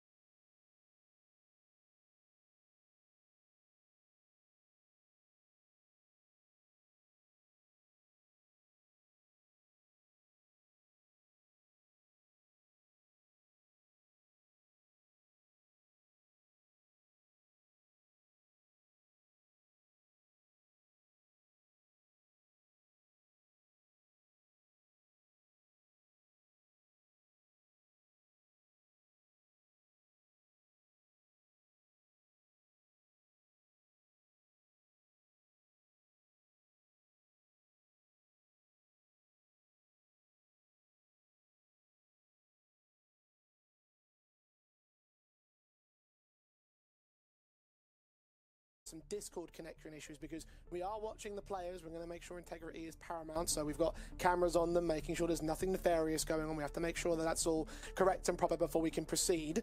But it's going to be a good test here for Fnatic, not only with Cypher in this tournament, but they've got, what, Blast Bounty closed qual on the 5th of August. So there is a legitimate chance that they qualify to 2 Blast tournaments. It's not going to be easy. There's going to be, what I would say, a much more difficult challenge at the Blast Bounty one because you've got a lot more Tier 1 teams and especially the higher-end Tier 2 squads.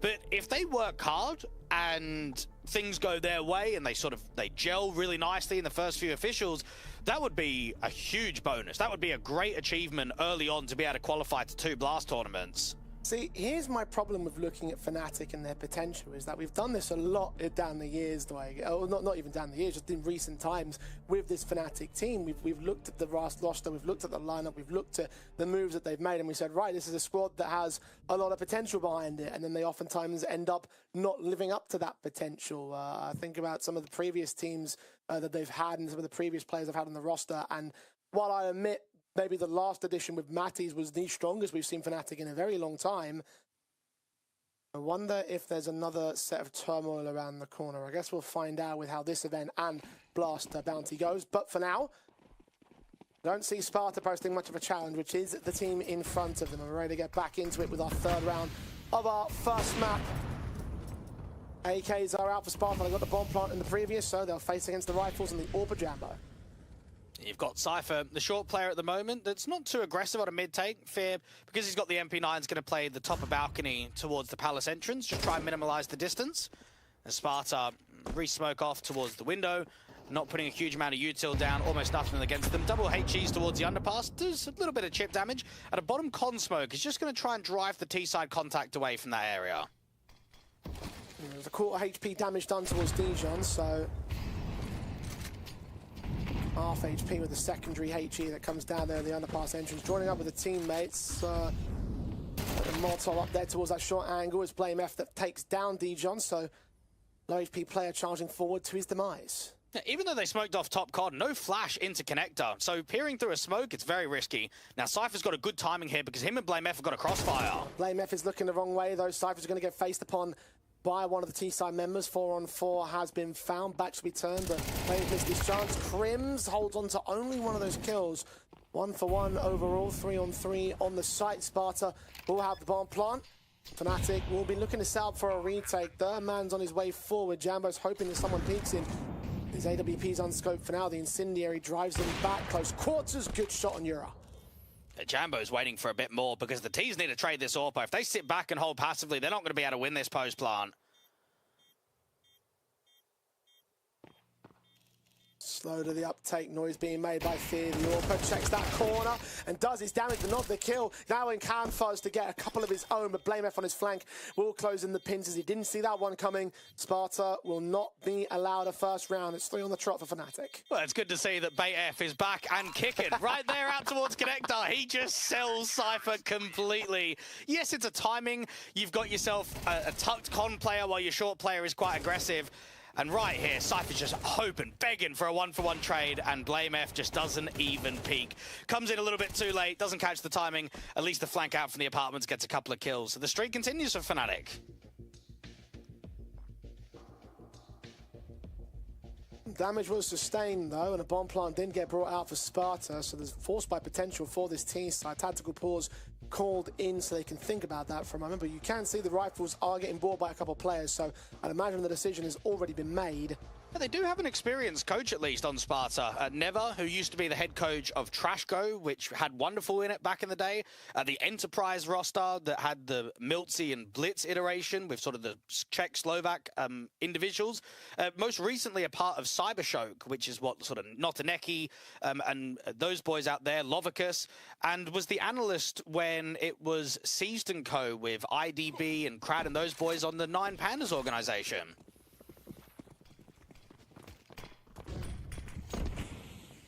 Call upon that experience a bit more here for Sparta.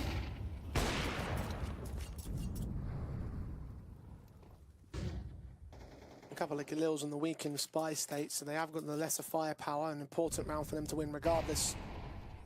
AK held over for Blame F, brought back on Jambo. You've got contact from Cypher in for mid, but no presence there from Sparta. It's all about the A hit, which is coming in thick and fast. Yeah, Fear is getting himself into a position where he's back passive. He needs distraction from both jungle and from Ticket. Well, Blame F has done his job there and towards jungle. Ticket shot from Jambo. No one will suspect his firebox position until the man's been seen. Fear is known about, and Canfuz can take him, but Blame F does trade back on Euro, so 4-on-2 instead for Fnatic. Sparta have also lost bomb access and control. They can go back and get it, but they'll expose themselves towards the CT side, so they've got to strike for a couple of kills. Back's a turn for Invisible, but Crims does get Canfuz, so it's all down to the mid player. And what is a 1v2, runs right into Jambo. I thought he died by hitting the floor, but no, the AWP connected it at the same time. Fnatic have tested in a couple of these rounds, but they're getting away with the rounds themselves. 4-0 now. It probably should have even been cleaner. It's a shame that Fear gets unfortunate timing out there from Firebox with the jiggle that comes from the A ramp individual. BlameF's doing a good job of fighting from sort of this top con, jungle area, around the bench, trying to just draw distraction. And then Jambo, it has to be said, few of these rounds, it's not even being flashed off at the angle. They're giving him straight wide swings. If they're not using their flashes correctly against a strong AWPer like him, he's going to start farming. He's going to drop 20 kills in the first half. Fnatic will punish you for things like that. And that's what the difference of experience, the difference of caliber will make. AWP set for Jambo, flashes coming forward as those Tech-9s try and get towards mid. They will push Jambo off with the short pace. No good from Blame F, but his AK does line up those 2 kills. Third man denied by Fear. And half by, well, might get a couple of kills out of it for Euro. Okay, Crims and Cypher are down. Rifle not recovered, bomb on Invisible out towards ramp, so they're just going to cover off their main entries. Jambo's been baited, and Euro's got another. Howl the phone. Invisible's gone down! P250's on a quadra. Orbs picked up, but caught switching by Blame F, who swings towards the man. Quadra for himself on the turn. That got a little bit too close to comfort there for Fnatic. It looks like Cypher's got, unfortunately, a little bit of the yips at the moment towards short. That should have been an easy trade, easy 1-for-1 kill, and instead it's a couple of players dropping, round gets a bit expensive. And Sparta probably needed an extra flash towards Connector. While they used the double flashes to get out towards top mid, they just had no way to be able to deal with Blame F running through that smoke. Sparta 0-5 down. The rounds have been close, but wouldn't say that they're being all that threatening in terms of a round victory just yet. Oh, Euro Marta definitely looked a little bit threatening with that P250 for a minute or two. On the AWP, landing a leg shot on Fear. Return and HP damage done so early, but Blame F still holds con. Drops the bomb with 2 casualties. Now Cypher can strike from short, get his first kill of the game. And trades back from Slob here towards mid. Can't get more than 1. And Canfuz in a 1v4. Now, right there from Sparta, that's the first time they've come into Connector against 2 players. Now, it was very cheeky setup from Fnatic. They have the first player that gets out towards the box, and they know that Fear is leaving. They can hear him, they can see him leave. So as soon as he gets out there to the jungle side, your crosshair is just focused on the top of con, because you're waiting for a reswing, you're waiting for the fight out. What you're not ready for is Blame F on the tuck. And Fnatic realign themselves, because Sparta have been putting a lot of emphasis towards con, haven't they? Whether it be gun rounds or these anti-half buys, they've tried to work that map control. So that was a clever setup to be able to give themselves the edge.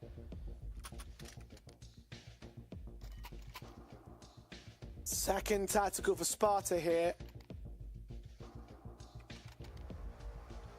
Haven't been able to gain much out of these pauses, haven't been able to get much out of these rounds except for the damage against Fnatic, but they need rounds themselves because they've lost 6 in a row. They can't win the half anymore. I mean, even Dijon A, he's meant to be the best rifler on this Sparta team. Last 3 months on HLTV, he's averaging a 1.18 rating, a positive 52 KD difference.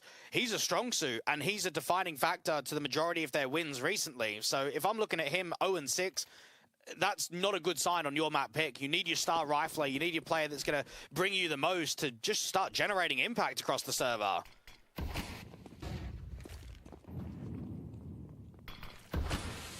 You've got the main rifle in on Dijon.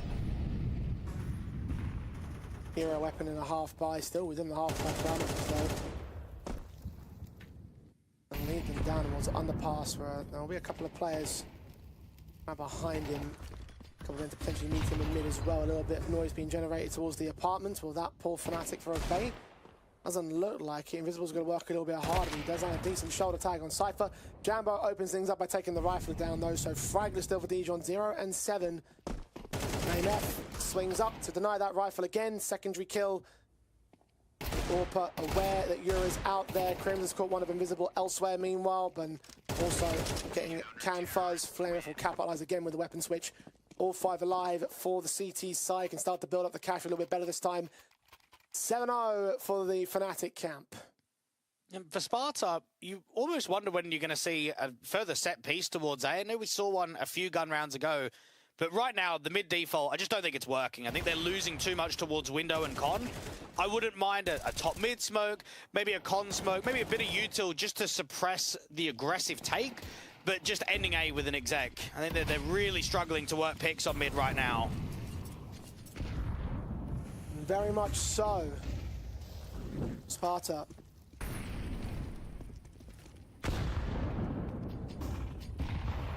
Pushing their way in again towards mid. Crims trading, but Dijon takes him right back on Blame F. And Crims low, caught through the smoke by Invisible. 4v2 established now. CTs, they will be in a little bit of trouble for the first time in this game. Sparta have done a lot of damage. Damage has been recovered and they're quite gotten close towards the rounds themselves. This might be their first here. AWP shot connects for Euro as Fear pogs out and gets nothing. It was the first time that Fnatic have contested mid as heavily as they did. They double swung short. They've got a player in window, player in con. They wanted to fight heavy and they just start losing duels. Individually, they let themselves down. So Fnatic will probably look at that one from a calling perspective and say, okay, we've tried to change it up. We've done something different. Hasn't worked out. Okay, we probably don't need to do that again. We could probably sit back and not have to take mid with 4 players. And Sparta give themselves their first chance. But this is where you need to start coming close to resetting the economy, because even though it has been a 7-0 beginning, there isn't a huge amount of money in the reserve. So if you're Sparta, you're probably thinking 1, 2 more gun rounds and we will get them on an eco. So let's really try and charge in now.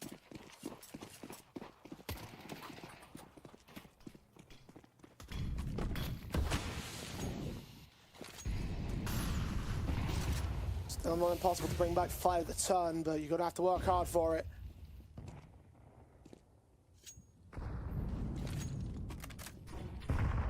F be heard there in connector, but not quite able to face him with the smokes in the way. Crims, he's going to catch that first kill on Invisible. Cypher gets sold.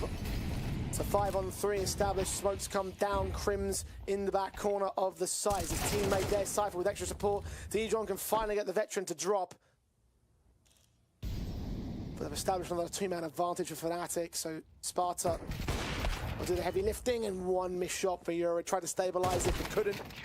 The Orpa Jambo can go one better. 8 on the board of Fnatic. Well, it's an easy read. You've got Fear that's cleared out all of A ramp, and he's seen nothing. Your con player's seen nothing either, so that's where you get ready for B. And Crims gets that first kill on a spam out to the apartments. Now, if you've seen nothing A, and mid is pretty much clear, at least from contacts, you know that it's going to be a B exec or a B contact fairly quickly. So they get themselves into position. Cypher deals with the short player. Doesn't over-peek here unnecessarily. Sort of jiggles around, holds the apartment's lip. And Sparta, just when you thought there may have been something building, it just instantly goes back to realization of, yep, we're playing a high-end tier 2 squad of Fnatic right now.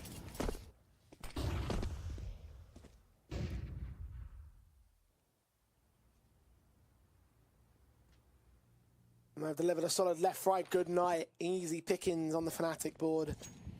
Sparta. It's given no room to breathe. No room to act. Looks like got room to buy the rifles, but just need a lot more than buy states to win a game, and this is being proven time and again.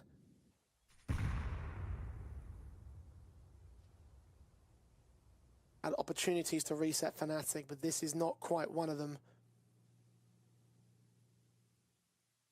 Slow and careful towards the apartments. They finally abandoned mid to a certain extent.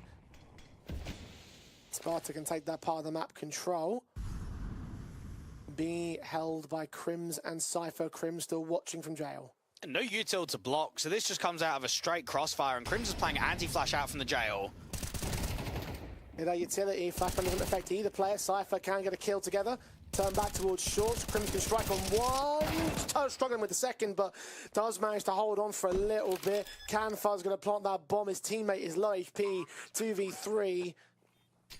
A little bit better than before, but not by a massive margin. Shot missed flick from Jambo. Nearly punished, but not quite. Fear comes up. Jambo deals the last. And Fnatic, well, standard stuff at this point. Crims looks really good. I think B-side anchors don't get a lot of action on Mirage. You're jump spotting quite a lot. You're going back and forth with Util. You're trying to do as much damage as possible on the hits and just to stay alive. And the idea that he's been involved in 2 real good shutdowns on this B-bomb site. I mean, out from jail, getting away with a secondary frag. Yeah, it's not the cleanest of kills out there from Dijon, but it doesn't matter. You've just got to be putting numbers up, and that's what counts. A 9-1. Lack of bomb plants too has not helped out the buy states. Yeah, they got a plant in that last one so they can get AKs up, but we're very rarely seeing the AWP. We're not seeing the full sets of util consistently from them either. And AKs are being saved en masse in almost all of these rounds for Fnatic. Invisible can take the AWP down at least on this round. He's going to get left a little bit out in the dust here. Blame F Molotov off. Can transfer to a kill, but only one of them. Solve will trade, so 4 versus 2. This time for Sparta's favour. As Cypher gets core rotating in, it's Crims alone. And finally, something a bit more decent for Sparta here. Second to their board, Crims. Look for the exit frags and can take one of those AKs back. Not counting on a clutch here. Well, right there, we see the A players just getting overwhelmed. Crims on a timing out to the jungle swing. Doesn't quite catch that last kill. So Fnatic stay on 9, Sparta get themselves up towards 2. But you have the AWPer going fairly aggressive and being punished. The vision behind the molly made it a bit more uncomfortable for Jambo. And when you are that advanced, when you're that far in the open, if you miss a shot, you are just going to get traded instantly. You're not even going to have a chance of repositioning. Good work from Invisible. Double entry out on A, and that's what you like to see. Second of Sparta's board, still got 7 to make up over Fnatic, who can still make it 10-2 at the turn of the half. Sparta kind of need a 9-3.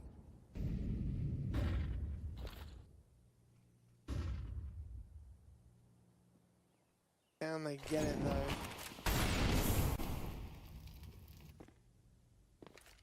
Incendiary's placed up a standard Molotovs down and wherever he wanted to be. CT side very heavily handled towards that mid-control access. Invisible making a little bit of noise here in the apartments, but they're not turning their attention towards him. They're not drawing much at all. Cypher on the boost up towards short. Haven't seen this previously. Nice little curveball. Sparta nearly expected though. Dijon can take the kill. BMF can trade him. Yura found by Crims. The AK close to Solb can return fire, but Jambo's AWP is also just as good on the A-bomb site, so it's a 2 versus 2. They can start accelerating because of the Palace lurk, but Jambo is holding this. The NWP is holding out towards A ramp, and Crims can come up con. He's wary of a backstab, though. Invisible starts walking up, covered off from this position. Drop down to be heard. Bomb carrier exposed, but covered by the AK. Jambo can't hit the shot. Invisible can. Crims takes him. But where is the last? Didn't get the info entirely on Canfuzz. And Crims going to wrap all the way over towards CT. Canfuzz going to hide himself back of Tetris. Bomb planted. Did it come down towards default? No, it didn't. Other side, I believe. Canfuzz, gap held, taps come forward, and the headshot lands. No chance for defuse, but Fnatic still lead the charge at 9-3 at the turn of the half. She said she loves you, but she can't love me. But I love you!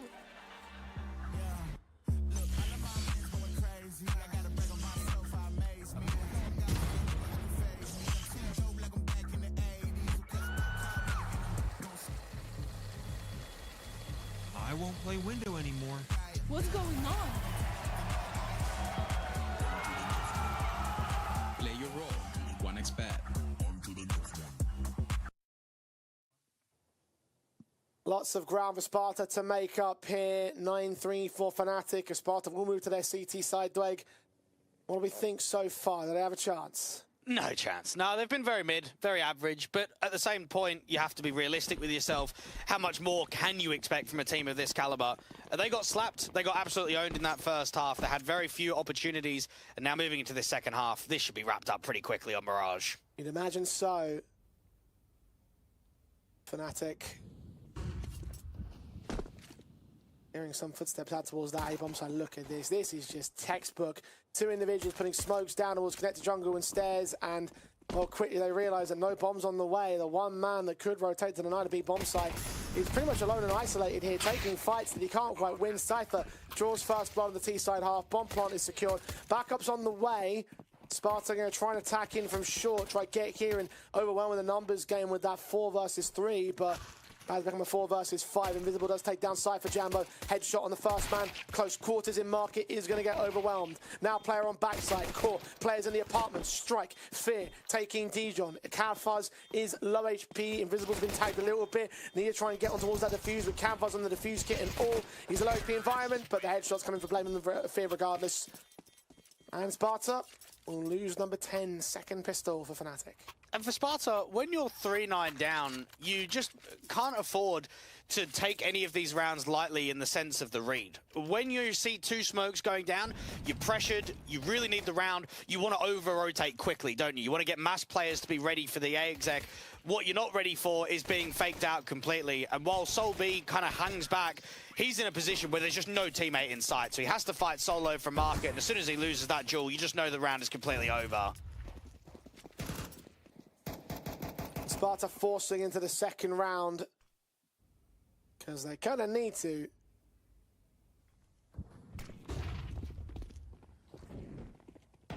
There's some miracle disallow Fnatic and getting any momentum, getting streaks together. Lame F gonna strike first though. At least Sol can take down Cypher. And second strike on Crims, but no more than that. Lame F can follow up with Jambo. Dijon trades to a 2v2. And try and make it expensive as possible here on Sparta's part. They need to get the round win because they have forced the issue.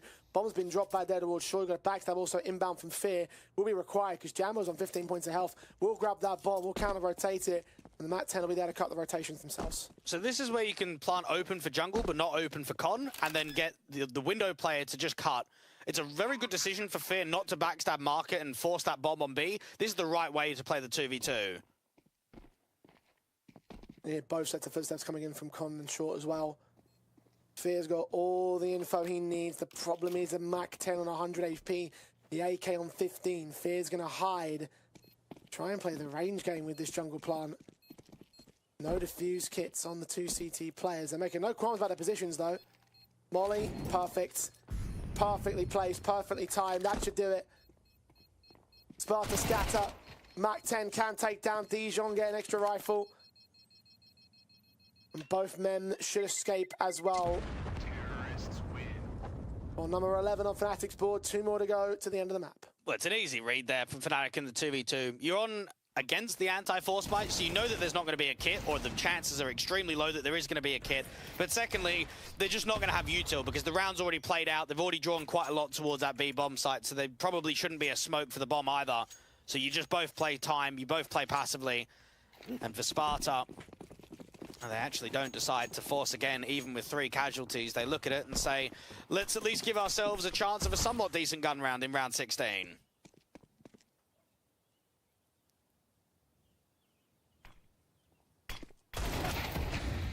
Don't believe you've got much of a chance to make the run back to overtime though. This is going to be a very, very difficult return from Sparta. They've already lost the first man of Dijon.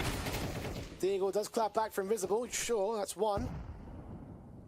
You're for 16 AKs fighting was appropriate to get those 2 picks. Jambo with a double, triple in the round itself. And Fnatic now with 9 map points on Sparta's map pick. Sparta will hope that they can at least show a little bit more on map 2 of the series, because it's always a shame when you get these open qualifier teams that kind of got tested or have a point to prove on what they've done against the local teams or what they've done in their region, and then they come to the main event and they just can't even hold weight. It's a shame. You want at least a somewhat competitive series. You don't want a scoreline like this. Like I said at the start of the show, if you're a Sparta squad, you want to really make good on all your opportunities, and unfortunately, I don't think you can call this making good on the opportunity here in Showdown. Cypher, Euro, go blow for blow. Euro's AWP gets 2 kills out of it. Dijon also strikes on Cypher as well. Invisible getting Jambo. Fear, last man left alive in a 1v4. At half HP, finds 1 pick to return. Not the second, so a little bit of survival time for Sparta. 8 in a row needed to stay alive for the overtime. Even looking at the top 8J from the open qualifier that Sparta came from, there's some very weak teams. A mix that from Spain, I've not heard of anyone there. A Reason Gaming, some of the polls, again, haven't really heard of them. Eternal Fire with Emor, Calix, Beanox, Mari, and Mask, you might rate as the best team out of the top 8. I mean, Buzzkill even featured the UK squad of Tadpole and Fraser and Jaw Steer. If they're making top 8, I think it tells you about the level of the open qualifier just not being as deep as some of the other open quals. Damn, where did this the UK scene, Dwag?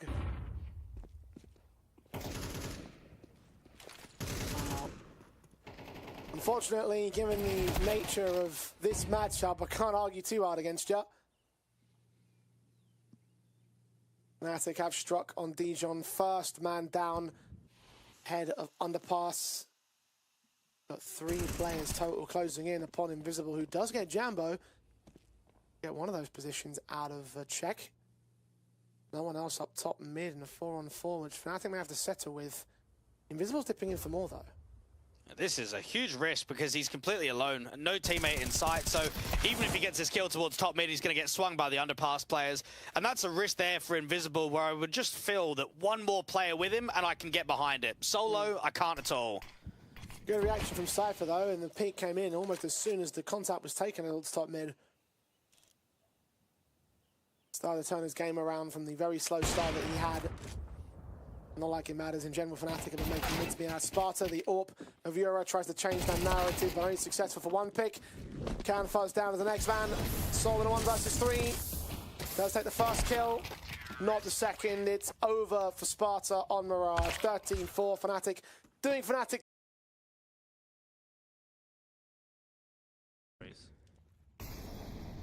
Knox holding on to 2.4.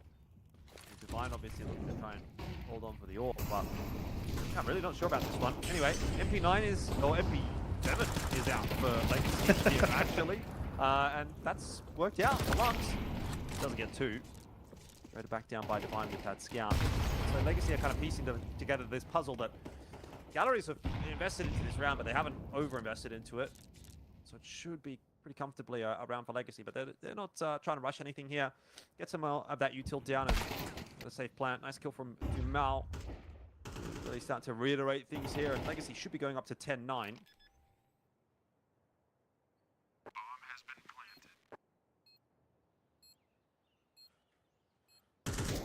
Find themselves something, but not looking the greatest in this situation. Again, just keep that M4 alive here, as you know, Legacy are going to be able to get themselves the double digits. Not bad at all. Block does pick up the scout, but like again, that's all he's got. Yeah, the scrappy purchase just unfortunately doesn't really do anything at all for them. I'm still kind of questioning it a little bit, to be honest. I think they were putting a lot of reliance here for the, I think it was Divine originally, to be able to find something with the scout. But now Legacy have found themselves a double digits, and Dumal's going to be able to find himself 1 more kill. Why not?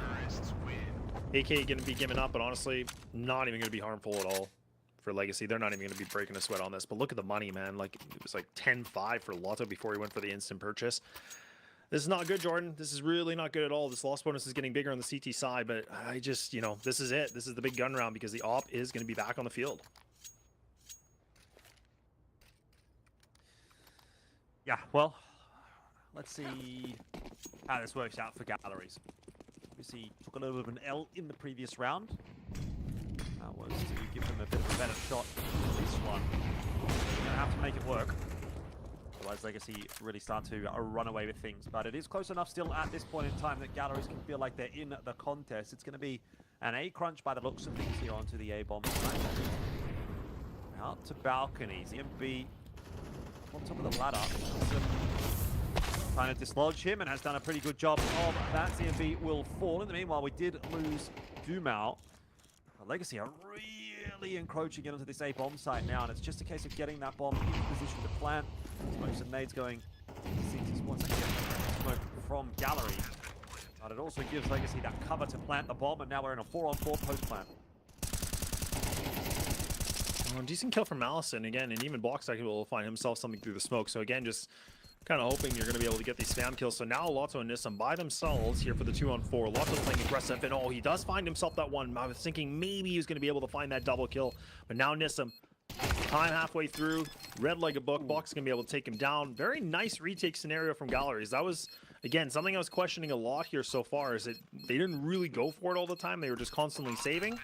But this time they do it, and they keep 3 alive, so not bad at all. Right back to the 10 and 10. And they're going to be able to have enough money here to get the M4s back here for the CT side. Money is still flowing very, very nicely for Legacy. I don't think it should be a problem for most of the game now. But, man, this thing is becoming closer and closer. Yeah, most definitely. I mean, Legacy teetering on the precipice of a pretty rough couple of rounds coming up. They lose this round, 1.9k loss bonus. Only Lato and Sads are really in a position to put it into the next couple of rounds, so this is a huge one for Galleries if they're able to win it. Allison already tagged down substantially. Very careful. Lux getting himself one onto Pepe. No trade to come. The short player was a little too far away. So early inroads made once again here by Legacy. Dumao down pretty early again, and Legacy just struggling to really find their feet in these last couple of rounds.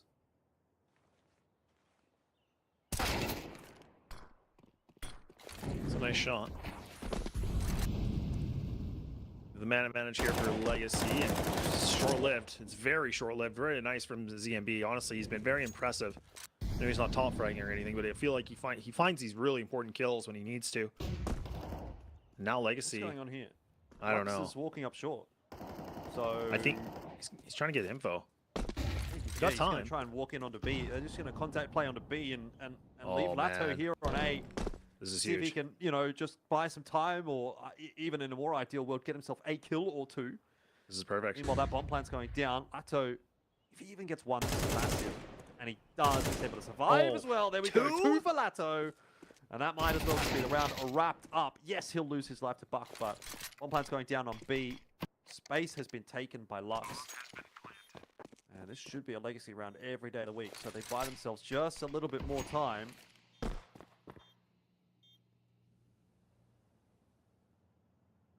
Rounds like this are, perfect examples of just high-level teams, right? Again, just making the right adjustments. Like, you could see that they were, already fighting on a ramp. They had themselves one player on, default box, essentially. But you could just have the lurk, like of Lotto. I think it was Lotto that was... It was Lux or Lotto. I think actually it was Lux, if I'm not mistaken. He was the one that was kind of in the middle. He's just like, you know what? Like, hang on a second. They might be all here, and they might have already rotated. And the fact that you make that kind of an adjustment that, late in the round... Like, no teams were ready for that, or a lot of teams wouldn't be ready for that, and that's where you can see Galleries. Like, they were fully, in a single lane focus, this saying, like, no, they're all A for sure, and the fact that Lotto could just lock it down with a double kill was just the cherry on top of that whole situation. But nicely done from Legacy. Honestly, just perfect play. Not even just shots like this, but just the fact of, again, just manipulating the map, just taking full advantage of every situation, and now Galleries, man, they're going to be kicking themselves a little bit. They got the op still, but that's going to have to be the driver now.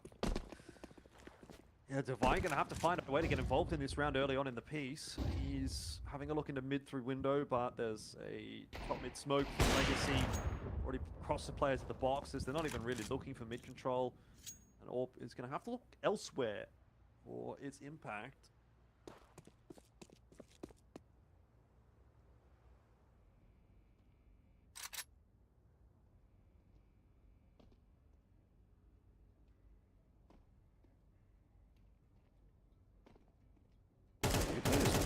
Interesting. I think, Galleries have kind of figured out, like, look, the B site's been getting a little bit pried open more than we want it to. So I like the change up. It's a good mix. Keeping ZMB by himself at A is can be a little dicey, but it's definitely doable. They're trying to go for a little bit of a mid swing. I don't love that Pepe's by himself here with no trade opportunity at all. So now The op's going to be played onto Catwalk, does find an instant kill, but now you still have to worry about, I think that's Nissan just kind of sitting here right inside of it. That's actually Lotto as well, and look at this. They can just kind of, again, just split the site. They got the A open, and there we go. Galleries, once again, I think, Jordan, they're going to have to save this. I don't think they're going to go for it. Yeah, it's an awkward spot for them now, isn't it? I mean, Divine is going to be able to drop a gun, so that'll help. But Galleries have kind of got themselves into that sticky situation that they possibly could have forced onto Legacy a couple of rounds ago, where Legacy was at 1.9k loss bonus and had no money. Now the shoe's on the other foot. Galleries are not enjoying it. This is a really unfortunate result for Galleries, because it does look like Legacy are going to kind of just walk away with a win here, whether it be maybe 13-10 or 13-11, something pretty close. And if Galleries was like a 5% better team or a 10% better team, they would have won this map. Yeah. But it's, I guess, just a learning experience. Terrorists win.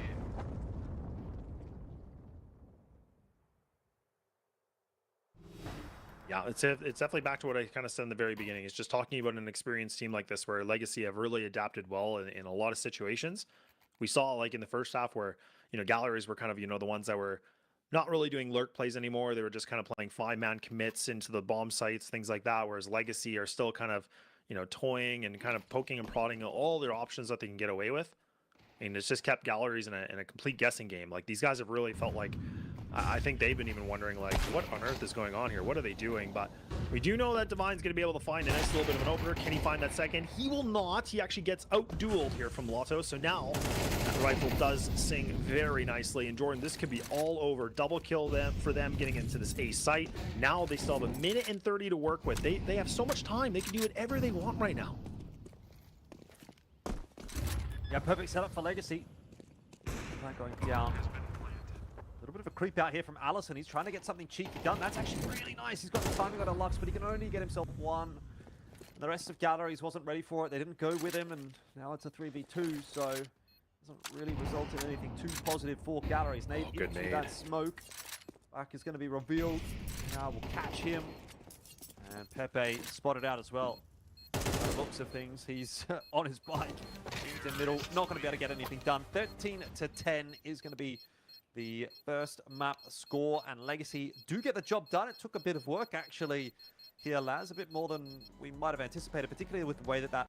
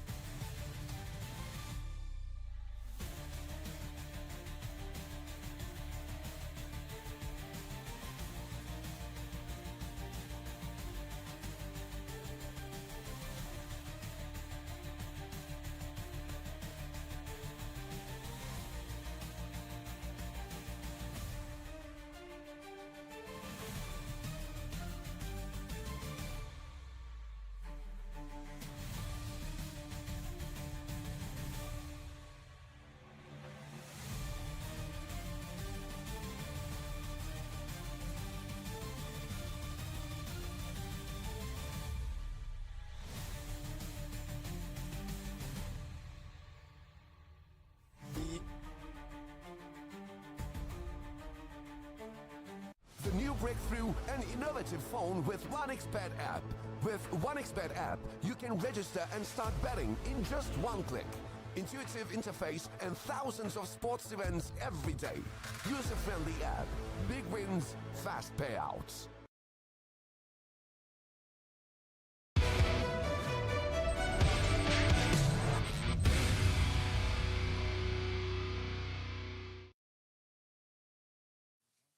Well, needless to say, Sparta have got a task ahead of them, having lost out their own pick of Mirage. Train is up next, Dwayne, and I'm doing all I can to find the silver linings for Sparta. I'll start off on the CT side. They picked the CT side. Fnatic picked the map. But that might be all that they have to them. The fact that this map is so CT-based, is so CT-sided. Let's not lie here. Mirage was a bit of a whitewash, and I just don't see anything more than this first half being anything more than okay for Sparta. Yeah, anything above average, I think, would be an increased in terms of positivity from map 1 to map 2. For Fnatic, it will be nice to see what their train looks like with Cypher, because they didn't play any of it in the Pro League qualifier when they had Zero Fix. So it's been a little while. We know that they haven't played a huge amount of tournaments recently. We know it's been about 2 weeks since their last official. So it's been nice to kind of see moving into August what their train looks like, because it is what I would say one of the more comfortable maps in the Vita. I think that they've got a very wide map pool. They like picking Dust 2, they like picking Train, they like picking Ancient, but now with Cypher in the team, it would just be a good first impression, I think.